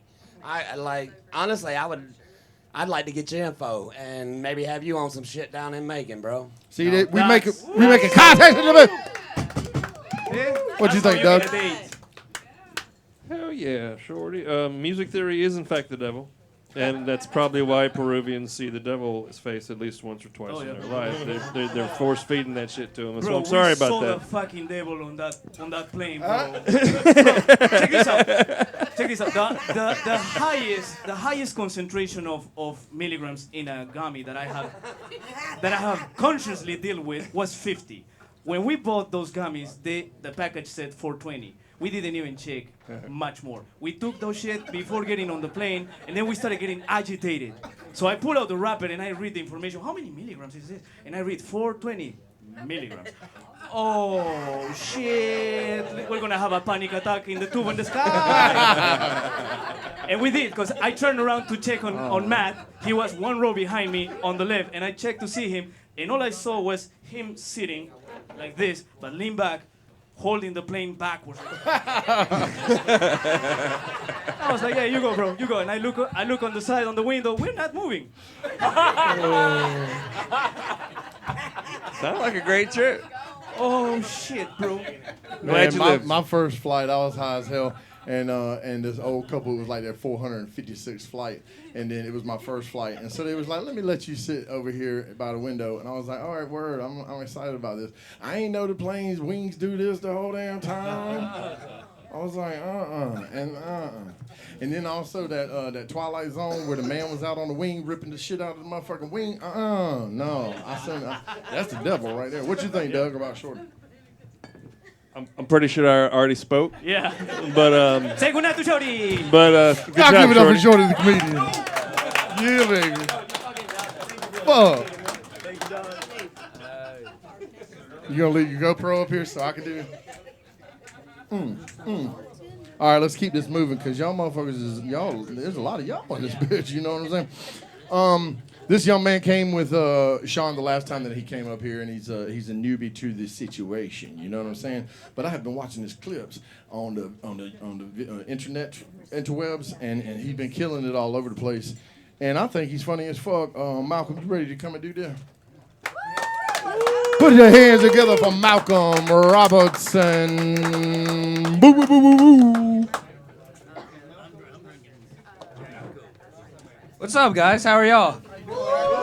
Hell yeah, dude. I'm happy to be back here with this hippie wizard in his basement. Yeah, dude. He got me high as fuck before this. Yeah, he got me looking Asian. Yeah, speaking of Asians, my first job was a Vietnamese restaurant ran by a Vietnamese family. So I just tell people I served time in Vietnam. Yeah, I got two crazy stories from that place. The first one was I saw the owner fist fight the Cisco truck driver. Yeah, they got in an altercation. He came running around the corner and he started yelling at him, banging on his truck. I don't know if you've ever heard a Vietnamese man yell at the top of his lungs. Ladies, I know you've probably pissed off a nail tech once or twice. Yeah, but it sounds like a cat in a blender. Yeah.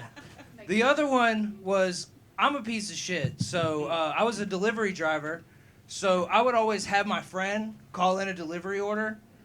And I'd be like, hey, man, give me the Saigon egg rolls and an order of pot stickers. And I would go around the block, and I would eat them myself, and I would fucking tip myself and everything, make it look real. And I would always take smoke breaks and everything. And one time I took a smoke break outside, and the owner came up to me. The owner's daughter came up to me, and she had her dog she brought from the vet. Right? And she goes, hey, can you watch my dog? And I was like, yeah, sure, no problem. And I was watching the dog, and then it started running away from me. And I'm sitting out there, full apron, smoking a cigarette and everything.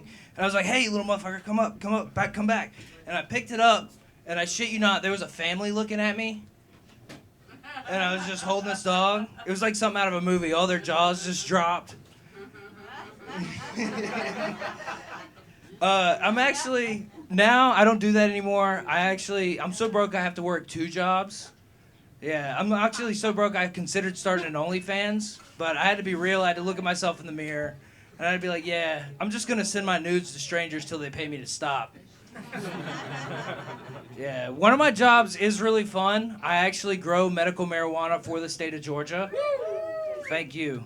It's a really fun job, but just like any other job, it has moments that suck. Like, I don't know if you've ever been in a room full of weed and you go home and you're out. Yeah. I'm growing some of the best weed I've ever seen in my life, and I can't touch any of it. I feel like Gordon Ramsay in a kitchen where he can't eat the fucking food. And I like to tell that joke because I like to picture what it'd be like if Gordon Ramsay got high. You know, like 1 second he's in the kitchen mad. He's like, "Where's the fucking lamb sauce?" Then he hits the joint out back. He's like, "You know, man, I'm sorry about that. I don't even know what I was mad about." One of my favorite parts of my job is working on the plants. And whenever you're working on the plants, you get shit all over your arms, which are called the trichomes. If you don't know this, the trichomes are where all the THC is produced in the plant. And one day my boss pulled me aside. He goes, "Hey, man, if you take a hot shower, that activates and you'll get high as fuck." I was like, "Bullshit, dude." And so I went into my shower, and I took a really hot shower, and yeah, dude, it activated. I walked outside of my room, and I was sitting there in the boxers, and you know when Netflix is just cycling through the shows and it'll just show you different commercials and stuff? I stood there for like 30 minutes watching this shit. Like, you guys seen this shit? This is good. I actually have another job, too. I work at a gym. I don't feel like I look like I should work at any gym, but it's a Planet Fitness, so it's pretty fitting. Yeah. A bunch of different people come into our gym, and I found out one of them was a male stripper recently. I didn't believe my coworker till she pulled up his Instagram, showed me a picture of a buff-ass black dude with a rag over what looked like a fucking baby arm between his legs. I was like, dude, God knew what he was doing not giving me a dick that big, because I wouldn't stop at being a stripper. Yeah, dude. I go up to people eating dinner and be like, "What's up, ma'am? You want to see something cool?" My other coworker heard us, though, and he's also a black guy. And he said his dick was small. I was like, "Brother, you should be proud of that, dude. It's like having a rare Pokemon card. It's like having a Charizard or something." And then we got to talk about what Pokemon we think our dick would be. I think mine's a Pikachu. Yeah, because it's not that big, it's kind of cute, but you talk shit to that motherfucker, he will shock you.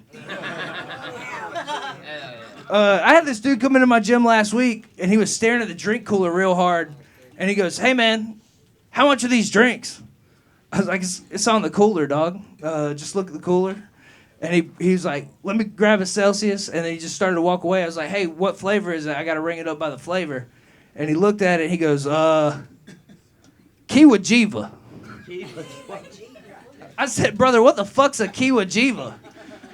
He showed it to me. I said, "Oh, dude, that's kiwi guava." And then he goes, "Yeah, man, sorry. I'm a plumber. I don't have to deal with that shit."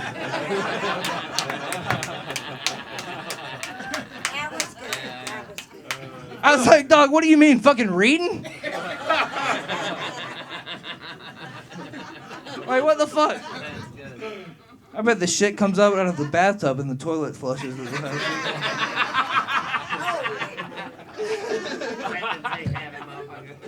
What kind of shit is that? All right, despite all that small dick shit, I had a problem with my dick not too long ago. I went to the doctor, or I got on Google after I found a lump on my dick. Oh, Lord, he got a bump. Yeah, dude. Now listen, let me tell my story now. Let me defend myself a little bit, goddammit. And they had sex in 3 years. Hey, that ain't me. All right. First off, hey, let's address that. Anybody that wears an outfit like that in public has not had sex in 3 years, dog. You don't have to tell us. We know. I'm sorry. Where was I at? I lost my place.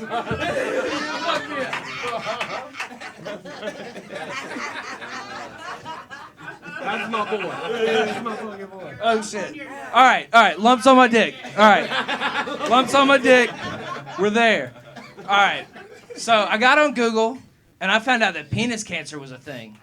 And I got scared as fuck. So I booked an appointment at a urologist office. And I showed up, and this guy's name is Dr. Peters. Yeah, dude. I wonder if he was in medical school like I was born for this shit. Yeah, so I walk into the exam room, and of course, it's cold as fuck in there. And he's like, I got this student doctor with me, and it's this hot-ass chick from UGA. And I'm like, oh, God, dude, here we go. And so I don't know if you've ever had to have your dick looked at by the doctor, but it's like taking your dog to the vet, dude. He knows what's going on, and he does not want to act right. Yeah. So...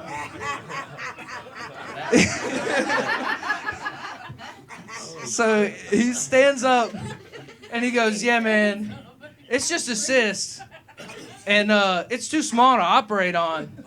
And I started looking down, I started kicking the floor. I was like, hey, man, you're talking about the cyst, right? Please tell me.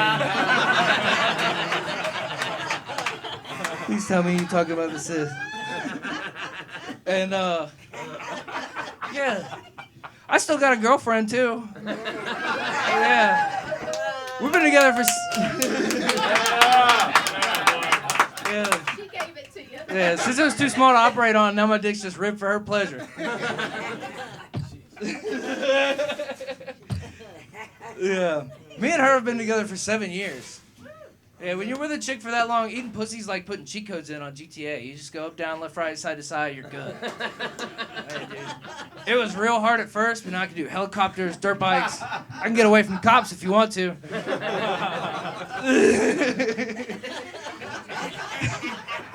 She's got a real big heart.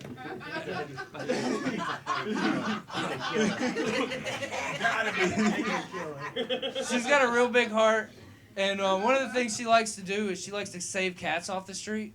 But she has to trick me into helping her. The other night we were out past 12 a.m. catching cats. I said, hey, this is not what I thought you meant when you said I was allowed to get pussy off the street. Hey, this isn't fair. She's actually got some huge boobs. Yeah. She'll leave them out when I walk in the house sometime. And I'm like, hey, you got to put those up. If the neighbors find out we have cannons in the house, we're going to get raided by the ATF. Yeah. And she asked me how I could compare her boobs to guns. And I got to thinking about it. Boobs and guns are pretty similar, you know? They come in different calibers. You can use them to get what you want. You got to keep them holstered everywhere. It's fun to pull them out. Yeah. And you have a bad day, you pop one in your mouth, all your problems are gone. Thank you, guys. I'm Malcolm Robertson. Oh. That's my time. My fucking God. Holy shit, fucking Malcolm. What the fuck? What the fuck? I'm gonna start just calling you fucking Malcolm, bro. First off, you're welcome for the Chinese eyes. You feel me? Thank you. I was waiting for an impression of the Vietnamese man yelling. I was gonna do it. I was Can you do scanning that to see for if us? there was any in here, but the lights are bright. I think it's okay. You're safe with these No, people. dude, that was the easiest interview I've ever done. She asked me 3 questions. I walked in, she goes, how old you are? You have a car? When you start? Hell yeah. Hell yeah. You was the only one that came in for the motherfucking interview, I fuck with man. Miss Kim heavy. She used to give me pot stickers every night when I closed. You want Y'all pot check sticker? out Saigon Kitchen in Tifton if you're ever in town. Well, hey, plug the name of the restaurant. They still open? Yeah, Saigon Kitchen. Saigon Kitchen. Yeah. Hell yeah. You, in Tata? In Tifton. In Tifton. Okay, Yeah. all right. He lives in, what is it, Thai? I live in Tata. Tata, yeah. Growing up, they said it was a place so nice you had to say it twice. Now that I'm growing up, that shit is a lie. Yeah, it's bullshit. It's bullshit. They just feed you all kinds of lies when you're a little kid. Yeah, they thought you was gonna chef up the dog back there on your break. That's fucked up. The Gordon Ramsay shit was gold. If someone walked up to me and was like, "You want to see something cool?" and started to undo their pants, I was like, "Oh shit, I'm here for this. Let's go." I waited the whole Boogie Nights movie. I was like, see, that's what Matt was talking about. He's like, no, don't show me no I've been snake. at his house before. He'll pull it out. Okay. I take it back. This motherfucker, goddamn, take it. The plumbers don't read that. He's like, I don't have to deal with shit like that. That was the biggest laugh from me tonight. That was fucking good. You should never Google your symptoms, you know. I Googled my symptoms one time and I found out I died in 2015, my man. You know what I'm saying? The dog to the vet analogy, that was dope as fuck. Too small to do surgery. You was like kicking around like, oh man, shucks. The cheat code, I call that cunnilingus genius. I think I said that last time. And then the boobies thing, I love that. What's funny about it is, I was at the Jack-o'-lantern Jubilee over in North Augusta this week. I helped run the show. And a friend of mine walks up and he introduced me to his new girlfriend. He never had no girlfriend the whole time I known this motherfucker. I thought he was gay. I really did. And which is fine. I love gay people. They funny as hell. Anyway, she had a shirt on with bees that were dressed like ghosts. And I was like, oh man, it's nice to meet you. And then I read it underneath the bees that were dressed like ghosts. It said, boo bees. And I was like, boobies. And they all busted out laughing and started walking away. And I was like, oh my God, did I just do that? I just read that and realized what was on her shirt. Fucking crazy. Shawn, what you gonna tell your boy, man? Malcolm, I'm killing it. Motherfucker, you already know. Actually, you shot me on quite a few. You were like, I'm doing all my old shit. And I was like, dude, do your old shit. But, dude, there's a lot of new shit in there, and that shit's fucking fire. Oh, yeah, yeah. That shit was fire, bro. Yeah, that's one thing I love about comedy. You can have a joke that you've been working for years, and one day you say it a certain way, and you like, Well, I was damn. sitting there, I even looked at John, and I was like, there's no way that's fucking 10 minutes, dog. Right? He was having fun. Doug, what you got to say about it? Man, fuck all you funny people for just coming tonight. Because we need y'all every day. I mean, we got funny people falling out of fucking woodwork here tonight. And there ain't even no woodwork in this place. I had a national act here a couple of weeks ago. There was 2 people in this motherfucker. Right. I did like 45 minutes just opening the show, but it was a good show. It was hilarious, dude. Great Hell job. yeah. Loved every minute of it. Y'all give it up for Malcolm Robertson. Nice. And for him, I don't know, how long you been doing it now? Started September last year, a year and a month. See what I'm saying? A year in, this motherfucker going places, bro. Yeah, you got to keep it going. I'm going to be able to say, yeah, man, he came to my spot, you know, early in the days. You know what I'm saying? Hey, Malcolm. Hey. Put me on, baby. All right. We had Ahmad Penn up here, and Ahmad brought his buddy Monty with him, so we're going to get Monty up here. All right, shit, Monty. Hell yeah. This is another one that I have not had the privilege of seeing. I had seen some of Ahmad's stuff online, but I'm excited about seeing Monty Davis.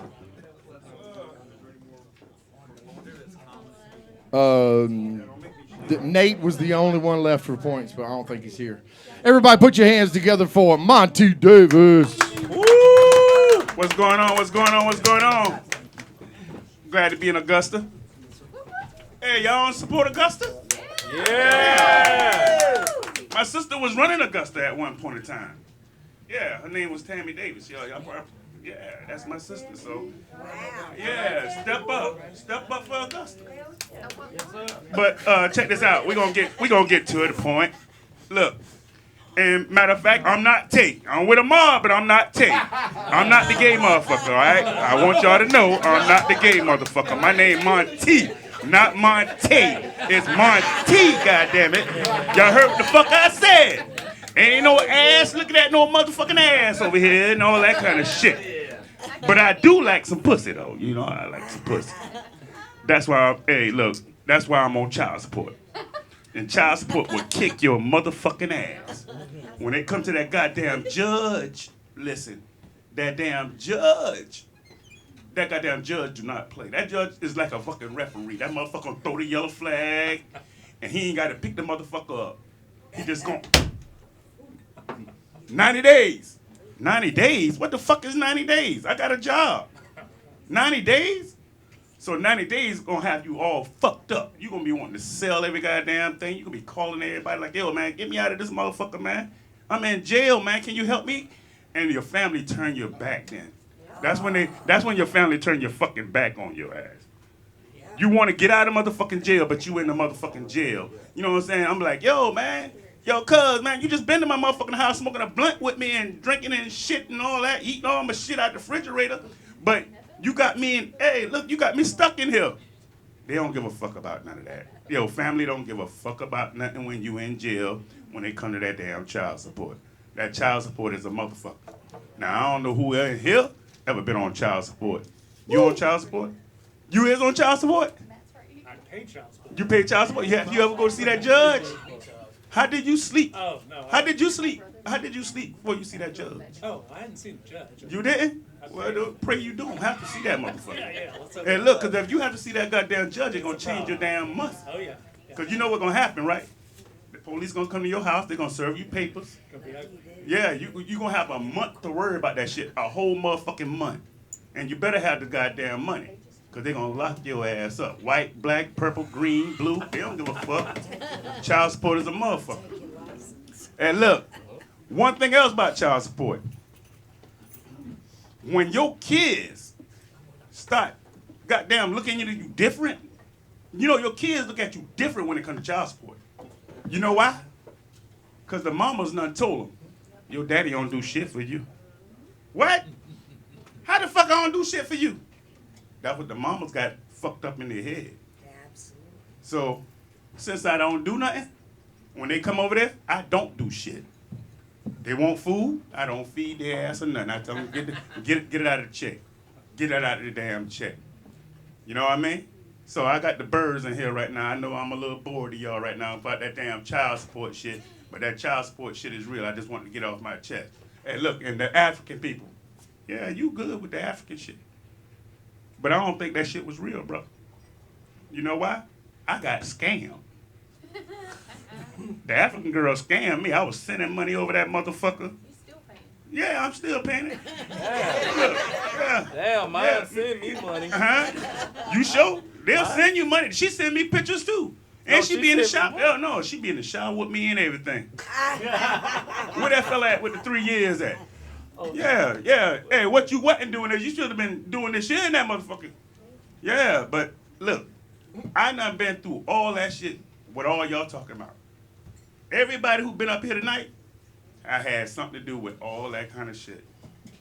Like, you lying. Who else lying? Somebody over there lying. But when it comes to real life shit, live it. Live it. This is my third time up here. I done fucked up tonight, man. I'm gonna let it sit down, man. Yeah, man, I done fucked up. Yeah. Hell yeah, y'all give it up for Monty Davis. Man, he didn't even want to stay for the interview. Nah, man, you gotta get He judged didn't like want to stay for the interview. Doug's like, good, we running late as motherfucker. I was even like, damn, he ain't got to start no time. I was like, how long he been talking? All right. Well, that was good. Monty, your third time? Hey, man. I think that maybe next time don't be telling people they liars. You be all right. He's like, you a liar. You a liar. Fuck all y'all. You ain't got no African wife. Bitch. Bitch scam me. No, that's for real though, man. I'll be in the line at getting a money order or something at the Walmart, and the old man in front of me is trying to telegram some money or money order some money overseas, and the woman is trying her best.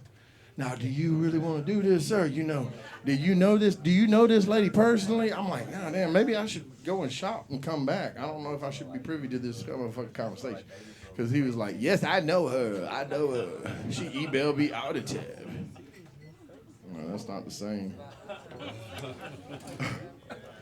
All right, I'm gonna put up like 2 more, and we're gonna call this because we're running low on laughter in this motherfucker. Jonathan, I hadn't seen you in a while. I would like to hear what you got to say about your trip and shit. Jonathan is one of my favorites, and he has just recently took a road trip around visiting some comedians that he knows. He's been on Kill Tony in front of 15,000 people and did his thing. So y'all give it up for Jonathan Rachels.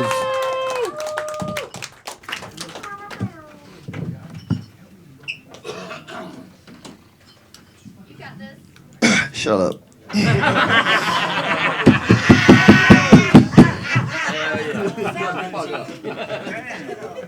Nobody has shit. All right, Doug, start my time. Oh, you going? All right, Doug, restart my time. I would ask how y'all are doing tonight, but I've been in here, so I know. I know how y'all are doing. If it wasn't for those glasses, this guy wouldn't fucking see shit, dude. That's why he ain't seen the lawyer, because he ain't have his goddamn glasses. No, I'm just kidding. I'm actually gonna tell some jokes tonight. How y'all doing tonight? Rhetorical. I did recently go on a trip. I booked a trip. It was a long trip. I thought I was gonna save some money. You know, I booked Frontier flights, so I went from Atlanta to Denver. Frontier. Y'all gonna clap for Front? What the fuck? Nobody was talking to you. But yeah, here you are putting your input in. That's the edge. That's extra estrogen. That's what that is. It's just leaking out of you, out of your mouth. Shh.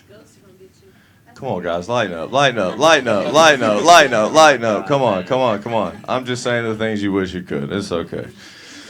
So I did go on a trip recently. I went on a Frontier flight, and if you know Frontier, that's for poor people.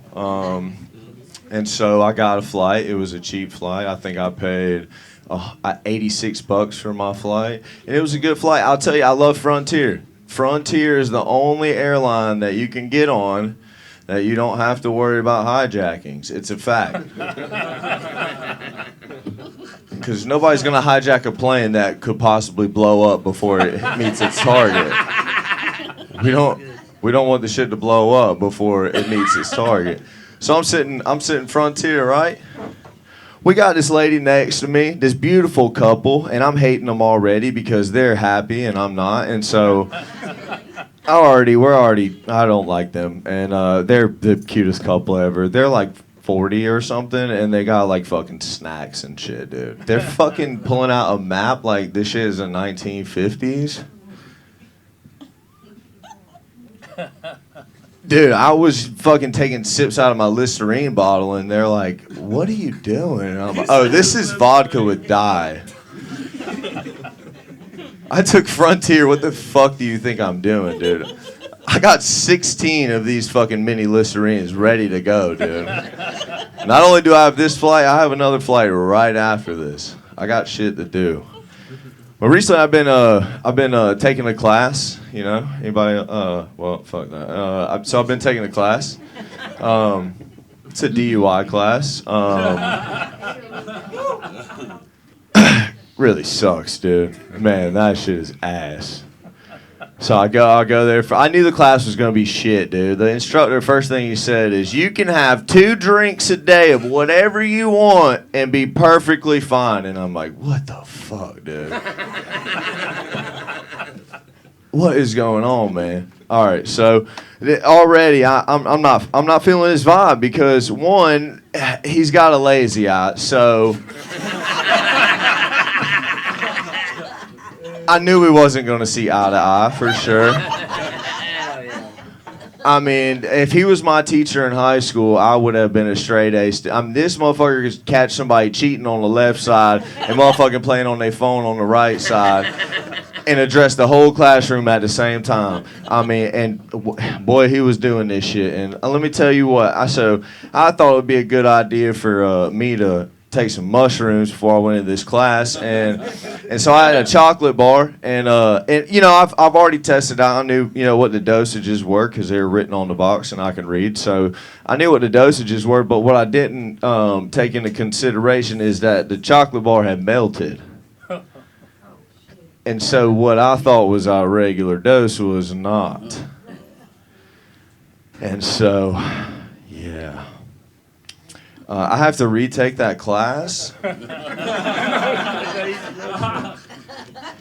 I didn't make it to the next day. Shut up. It was pretty bad. It was pretty bad. It was. I I was in there and he was talking about a couple of things. He was talking about preventative maintenance on your car. What do you do for preventative maintenance on your car? You do oil changes. You do your brakes. You don't let your wife drive it.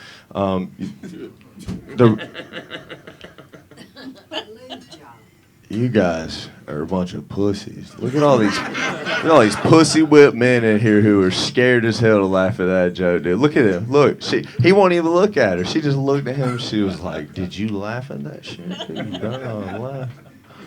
Mr. Clean, I love it, man. You look like you just came from. Just gotta get your house clean. You look like you came from a funeral. What is going on, dude? I can see right through you. You like that, don't you? Huh? He was wish I was dead.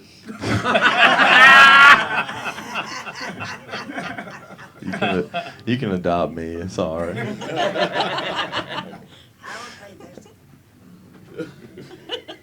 Dude, look. That's what learning your lesson looks like in real time. In real time.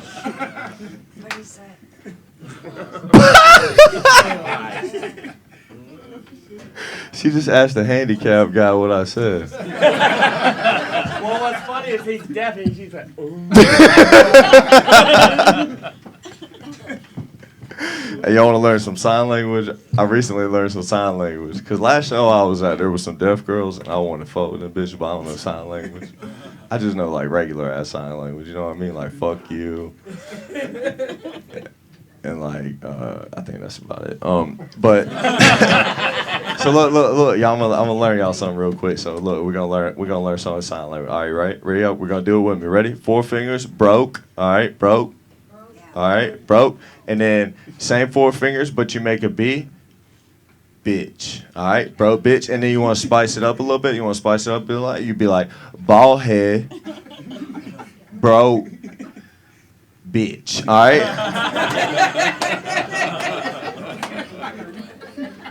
That's a good one. Hey, that's good. You didn't even hear your song, man. That was a pretty good one. Oh, so we're in this class or whatever. So back to what I was talking. We're in this class. And they were asking us. They said, "Look, you guys, if your mother's ever used while you were in the womb, then alcoholism is a little bit closer when you come out. So it's not really that much your fault." And so he asked the class, and we were on an intimate level, and he asked the class. He said, it was anybody's mother in here using? And there's about 6 of us in there, And so about 3 of us raised our hand, me included. And he asked the first lady. She said, "Yeah, my mom was doing meth." I was upset. He asked the second lady. The second lady. Yeah, he asked her. She said, "Yeah, my mama drank a pint a day." He gets to me and I said, "Yeah, my mom took Tylenol."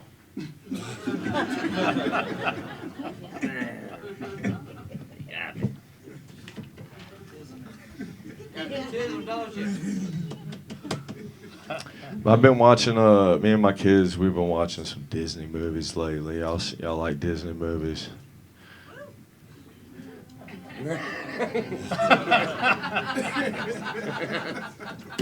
I love Disney movies, but they've been changing the race of the characters, and I have no problem with that. Don't look at me like that. I really don't have any problem with that. I really don't. But I almost cried when I found out that Little Mermaid was going to be black. Because I thought it was going to be a tragic short story where the main character dies in the beginning from drowning.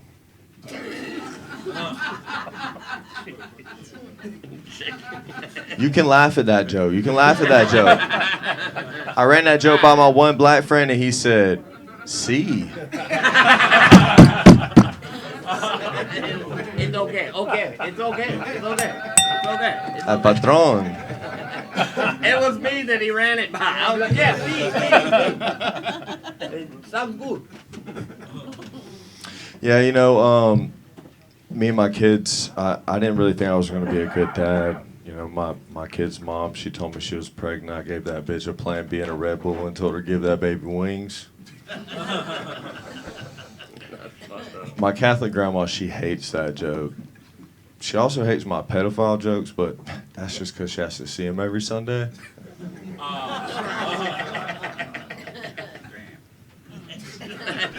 damn was right. That was a good one. Damn. Molestation is the only sport where you don't get a participation trophy. All right, y'all give it up for Jonathan Rachel. All right, a few things. You started off with the shut the fuck up. That was a good knee-jerk reaction. I was wondering, you came in swinging. I remember when I first met him, he kind of rolled up on me, and I was like, oh shit, does this dude have a gun? And now, literally, like I hadn't seen him in a while. He come up here, he's like real edgy and shit. He's telling y'all to fuck yourselves and shit. Starting to get a little bit. I got nervous for a second. I was like, this motherfucker might have a gun. I don't know. But you took the Frontier. I ain't heard about your trip. I hope it was good. I'm wondering why the old timers pulled out a map on a damn plane. Where the fuck y'all going, bitch? Y'all ain't going nowhere. That's what I was saying. I ain't never seen one of them before. The DUI class was that whole thing is fucking is good. You misled me with the retake the class, and I kind of saw that coming, but I loved it. And then you kind of scolded the men that didn't laugh at your joke about the women being bad drivers. Because we're pussy whipped, the truth is my girl gave me a Lexus, okay? So I can't laugh at that. I cannot laugh at that. And the sign language fucking thing, dude, go! Did you plan that? No. Okay, you gotta fucking keep that shit. And then the Tylenol mislead was good, 1, 2, 3 hit. And the mermaid, the sea thing, I always love that joke. Yeah, I love that. That's what you think, Sean? That's my motherfucking boy. And I'm here to tell y'all, this is no shit. He calls me this morning because I'm in town. I don't live here. I live like 3 hours away. He calls me, I done missed my goddamn DUI class, bro. He's like, I am not kidding. He's like, it's going to cost me $375 again. I was like, holy shit. Y'all know what I'm talking about? I told him, I was like, damn, bro. He was like, my phone was dead. So he ain't lying. Like, that's literally, like, honestly, I love him fucking death. That's my boy. I can't say bad shit about him. That actually reminded me, motherfucking Monty was up here, asked my boy, was he on child support? And white as fuck, he goes, I pay child support. Oh, yeah. Well, honestly, this dude right here, honestly, you need a Netflix special. Like, you look like the type of motherfucker got another motherfucker in the refrigerator. You know what I'm saying? Like, hey, I like him with sauce. I am not trying to piss you off. And then in the middle of your fucking bit, I remembered that Shawn asked me to let Donnie come up next, and I totally fucking forgot. But you're coming up next, and he's gonna roast you. Okay, so we'll see how that. I'm just kidding. The Tylenol joke though was real good, and I think you should do the sign language. Y'all nasty. Okay, y'all got dirty minds. And Doug, what? Tell these motherfuckers. These motherfuckers right here. Good to have you back, man. Yes, sir. Good as always. I like the new stuff. Keep working. Shit. Hell yeah. Y'all give it up for my man, Jonathan Rachels. All right, this next performer is going to be doing some musical comedy for you, son of a bitches. I've been coming in this motherfucker for 20 years. I still hit this thing all the goddamn time. I don't do it with my guitar anymore like I used to, but now just the microphone stand. Come on, Donnie. This is a acquaintance of the Shawn Sneeder, who will be closing in just a second. And his name is Donnie Trash. Y'all give it up for him, baby. Hello, I'm Donnie Trash. I'm deaf as hell, so when that thing goes off, say ding. Make sure I hear it. Okay. I'll tap you. Let me properly introduce myself here. I wrote this song that probably tell you everything you need to know. Oh, I'm a short skirt chasing, sexy lady loving pussy liquor from Tennessee. And ain't been a man born yet that could ever lick one better than me. So come on, pretty girl, and prepare to be amazed at what I can do with my mouth, 'cause I'm a short skirt chasing, sexy lady loving pussy liquor from the South. If you got any doubt of what I'm talking about, you'll know that I never tell a lie when I lick my way up to the top of your sexy little thighs. I'm sure you'll be impressed once I get you undressed, 'cause I never come up for air. And while I'm down there licking that thing, I don't want a mouthful of hair.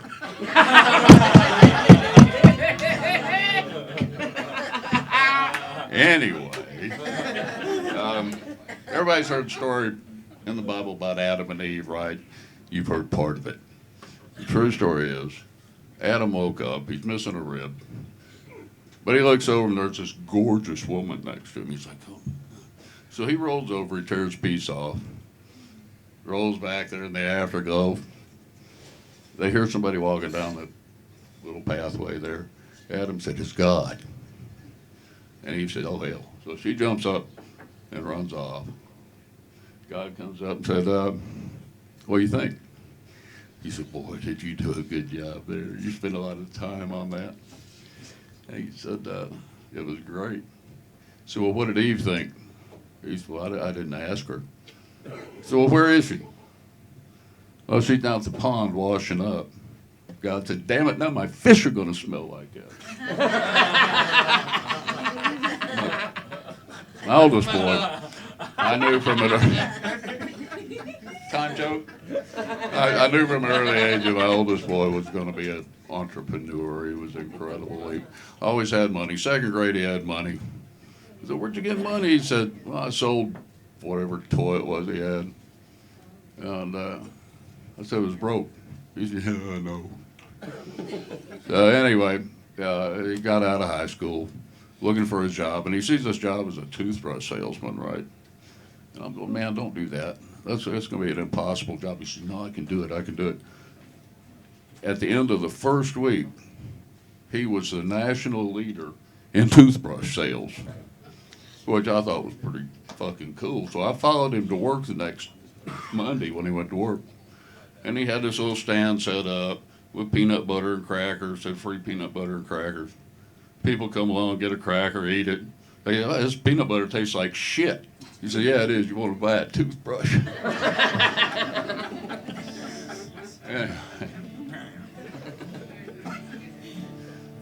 I got another one I wrote a few years ago here.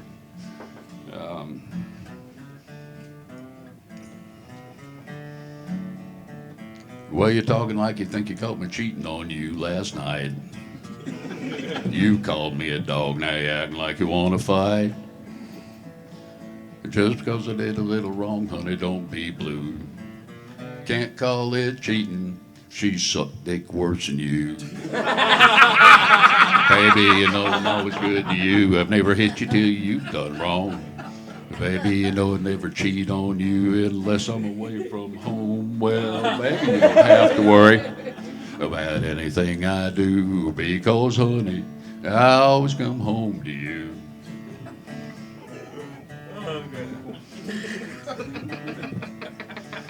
Well, she asked if she could suck my dick, and I said she could.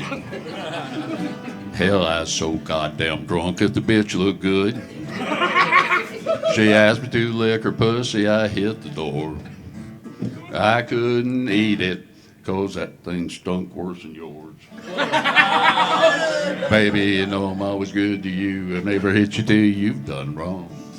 Baby, you know I'll never cheat on you unless I'm away from home. Well, baby, you don't have to worry about anything I do, because, honey, I always come home to you.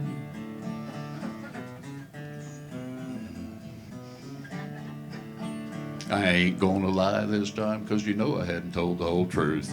I gave her one little quickie fuck, honey, just for you. But I always come home just to get me some off the girl I love. You know I do, since you think I'm a dog, bend over. Hey, Robert's got a bone for you.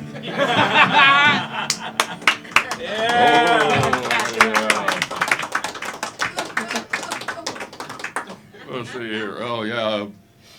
I heard this about a friend of mine was a doctor, and he had a patient that had been in a coma for 3 years. And the nurse was in giving her a bed bath, washing her all over, got down in between her legs, and her whole body kind of flinched. And so she went and reported that to the doctor, a friend of mine. And he came up with this idea that maybe if her husband came in and had oral sex with her, that it would bring her around out of this coma, this 3-year coma. And they talked to the husband, and he agreed. They pulled the curtain around so everything would be private, shut the door. They were in watching all the monitors doing their thing, and boy, they're getting really good. Everything's looking really good. All of a sudden, flat line. The husband came out looking kind of bewildered. They said, "Man, everything looks so good. What happened?" He said, "Well, I'm not sure, but I think she choked." I'll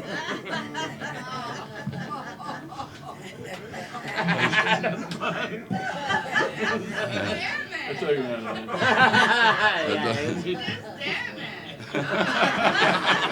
I ain't letting up. Okay. I don't know how many of y'all been on TV. How many of y'all have been on TV? I've been on TV too many times. And this is about one time when my ex-wife conned me into going on TV, and it really ended up not real cool. And she's my ex-wife still, and will continue to be that. Let's see. How close am I to a ding? You got about 2 minutes. We can do this in 2 minutes. That's what I told her. Oh, no. Usually if I don't have 4 hours, I don't start, but I think I can do this in 2 minutes. Let's see. I locked up my trailer, fired up my Trans Am, and I headed down the road. I got invited to be a guest star on a television show. Got a couple cans of oil and my mama's credit card. I got all my dogs chained up out in the yard. I got my VCR set to record NASCAR. Well, my wife said it happened. It was last weekend. Told me she was abducted by aliens, and she told me all about it when we got to the TV show. Well, the next thing you know, we're all on TV, and there was Jerry Springer and the wife and me, and a crowd that was ready to get the show on the road. She was driving down the road, and it was late that night when she was blinded by some real bright lights, and they drug her out the truck and did things to her I didn't want to know. Sitting fat, dumb, and happy, had a great big grin when out strolled a couple dozen Mexicans, and that's when I realized the mothership was an Astro van. I guess they stole a set of aircraft landing lights. They had them lit up in their beat-up van that night. The way it looked like it was landing when they let their hydraulics down. I guess the reason she told me they were aliens, there wasn't one green card amongst a bunch of them, man. Their clothes were still damp from their trip across the Rio Grande. Well, we tangled head up them aliens and me. That's when the crowd went wild to hollering, "Jerry!" Then I turned around and see my wife was dancing on the pole. Well, I could carry on about this all night, but my jaw's still really sore from the fight. So before I go, let me leave you with a little bit of advice. Don't matter how bad your troubles may seem, don't you ever try to settle them on TV. And if Jerry Springer calls, you might ought to keep your ass at home. I said, if Jerry Springer calls and invites you to his show, your best bet's to keep your ass at home.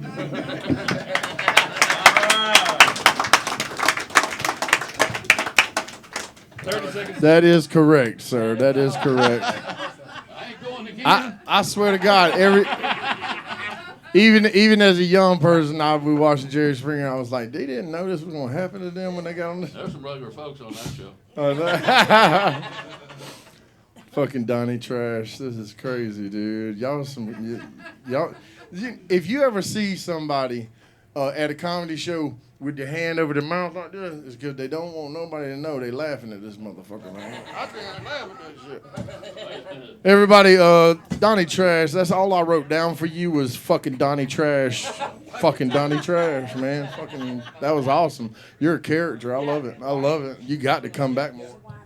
Well, Shawn, you want to say something to him? I invited him. All right, that's what I'm talking. That's why I asked if you want to. You could have said no. You know what I'm saying? What you think, Doug? Congratulations! You're the first comic I've ever put reverb on when he did a bit. So good for you, man. Hell yeah, y'all give it up for Donnie Trash. Hell yeah. Well, I will tell you, you guys out fucking done yourselves tonight. Everybody was fucking excellent. Doug is gonna hand your stuff off, Shawn, to Doug, and he's going to tally up the stuff. I don't know if he can read Shawn's handwriting. Tommy, man. You got 5 minutes for him? You want to do 5? No, you can. I mean, shit. Yeah. Does anybody mind if Tommy goes up real quick? No. Well, the people have spoken, my friend. Come on up here. Everybody put your hands up for Tommy Archer. Nothing now. I messed up my whole mood tonight. Now I'm definitely gotta fuck my pocket pussy. Gotta let that stress off. Gotta let that stress. I even wore my Mr. Rogers outfit for y'all. I was scared when I came in and seen Samurai Twat though.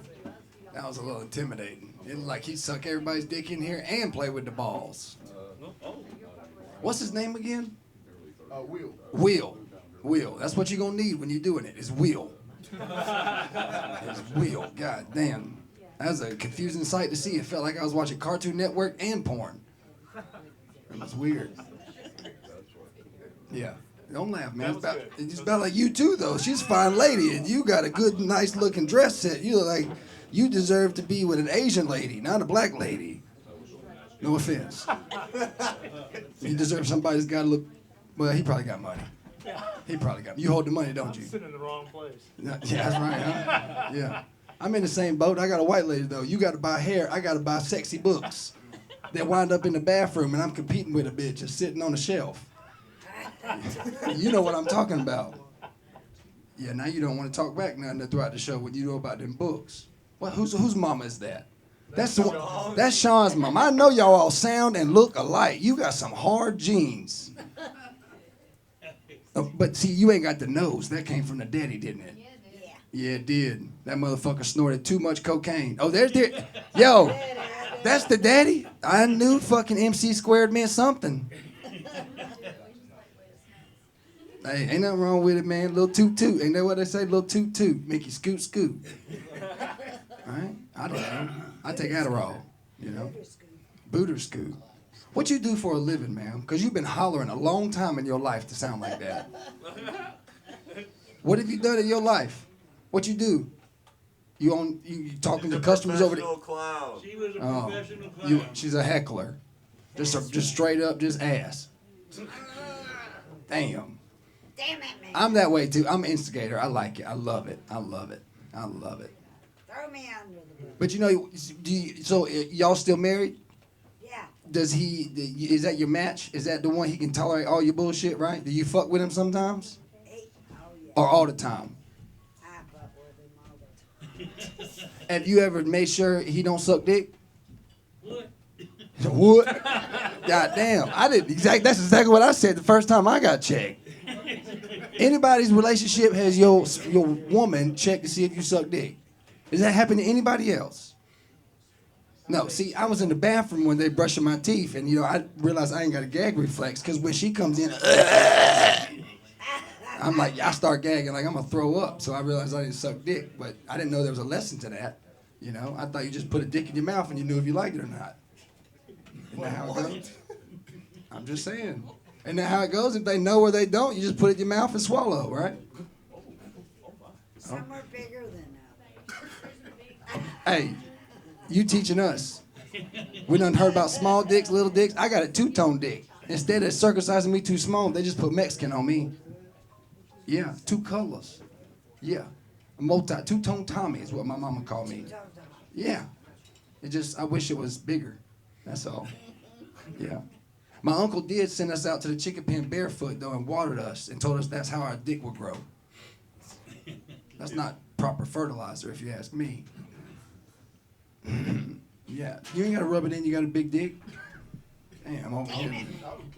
Yeah, I see it. Yo, like dick up in there. I like talking about dicks. I ain't gonna lie. What am I supposed to do, man? What am I supposed to do? I'm teaching my son how to hold his dick properly. Because right now he does it on the very head. He doesn't even grab the shaft yet. I'm trying to get him to like at least do the pinky so you can like see where it's supposed to go. You know, like he's a cripple. So when he's out in public and he says he's got to pee, he looks like he's retarded. That No. C word. Cripple? Bitch, I've been your friend for too long, and for 5 years it feels like I've been wondering when the fuck you gonna fall over without that arm. I ain't but 150 pounds. I can't help you up. I can't help you up. Hey, speaking of cripples though, I met a cripple in Kohl's, right? We were shopping for shoes, and this motherfucker come up and was like nifty with his words. Quava guava. What'd you say earlier? Quava guava. That's me.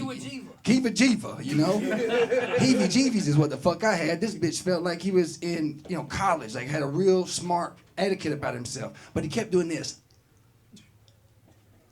What? Yeah, he was retarded. That's what the fuck was. It took me 5 minutes to figure out I got hitting on my wife. Every time. This is looking at her ass. And it's like, bitch, you gonna strain the neck muscle. You keep doing this, you better go on. I don't know words, but I know how to fight, you know? No. Y'all ain't gonna fight no handicapped motherfucker. I will. Shit. I'll slap the piss out that retarded bastard. I have actually before. My brother is autistic, and one day he thought that he could intervene in parenting advice, and I spun him around like he was a carnival act with a slap. It was hilarious. Yeah, now he's the police. Yeah, he's just looking to have authority, that's all. I don't give a fuck, though. I'll slap him again. We went to the vacation. I told his ass, bitch, what kind of donuts you want? I'm going to surprise you, motherfucker. I'm going to get him some stainless steel cleaner for Christmas for his handcuffs, you know? Make him feel like he's special. Because he is. Because he's got autism. It's all right, I got 6 brothers. I got the GED. One of them got the autism. One of them got the AIDs. One of them, it's the prosperity. It's passed around. You know what I mean? That's how I feel.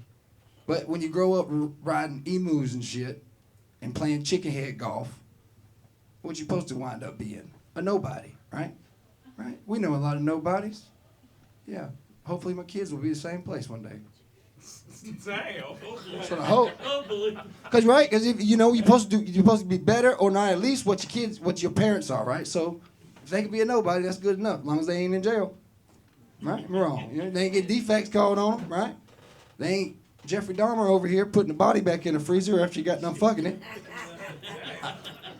Oh, he brought that up. Where's Big Nose? Yeah, right here. Yeah, he brought that up. That's what I was thinking though when I saw him, Jeffrey Dahmer. I was like, oh, yeah, them teeth. It was like he gonna sharpen it. He gonna pick that one little spot too. He gonna get that shit nice and clean when he get done. You know what I mean? He gonna do the inside the gums and everything, get all the goddamn critters out. Yeah. Hey, I did find out something cool about that though. There was a lady who caught a rash from a dude. Then found out that it was because the dude fucked a dead girl. Yeah, see, some of y'all too interested in that. I didn't really give a fuck. I just passed on, because I think that's AI in my mind. I wouldn't believe that shit, right? I don't know, but here he is. Watch out for that lady in the freezer, ma'am. Damn, is she white?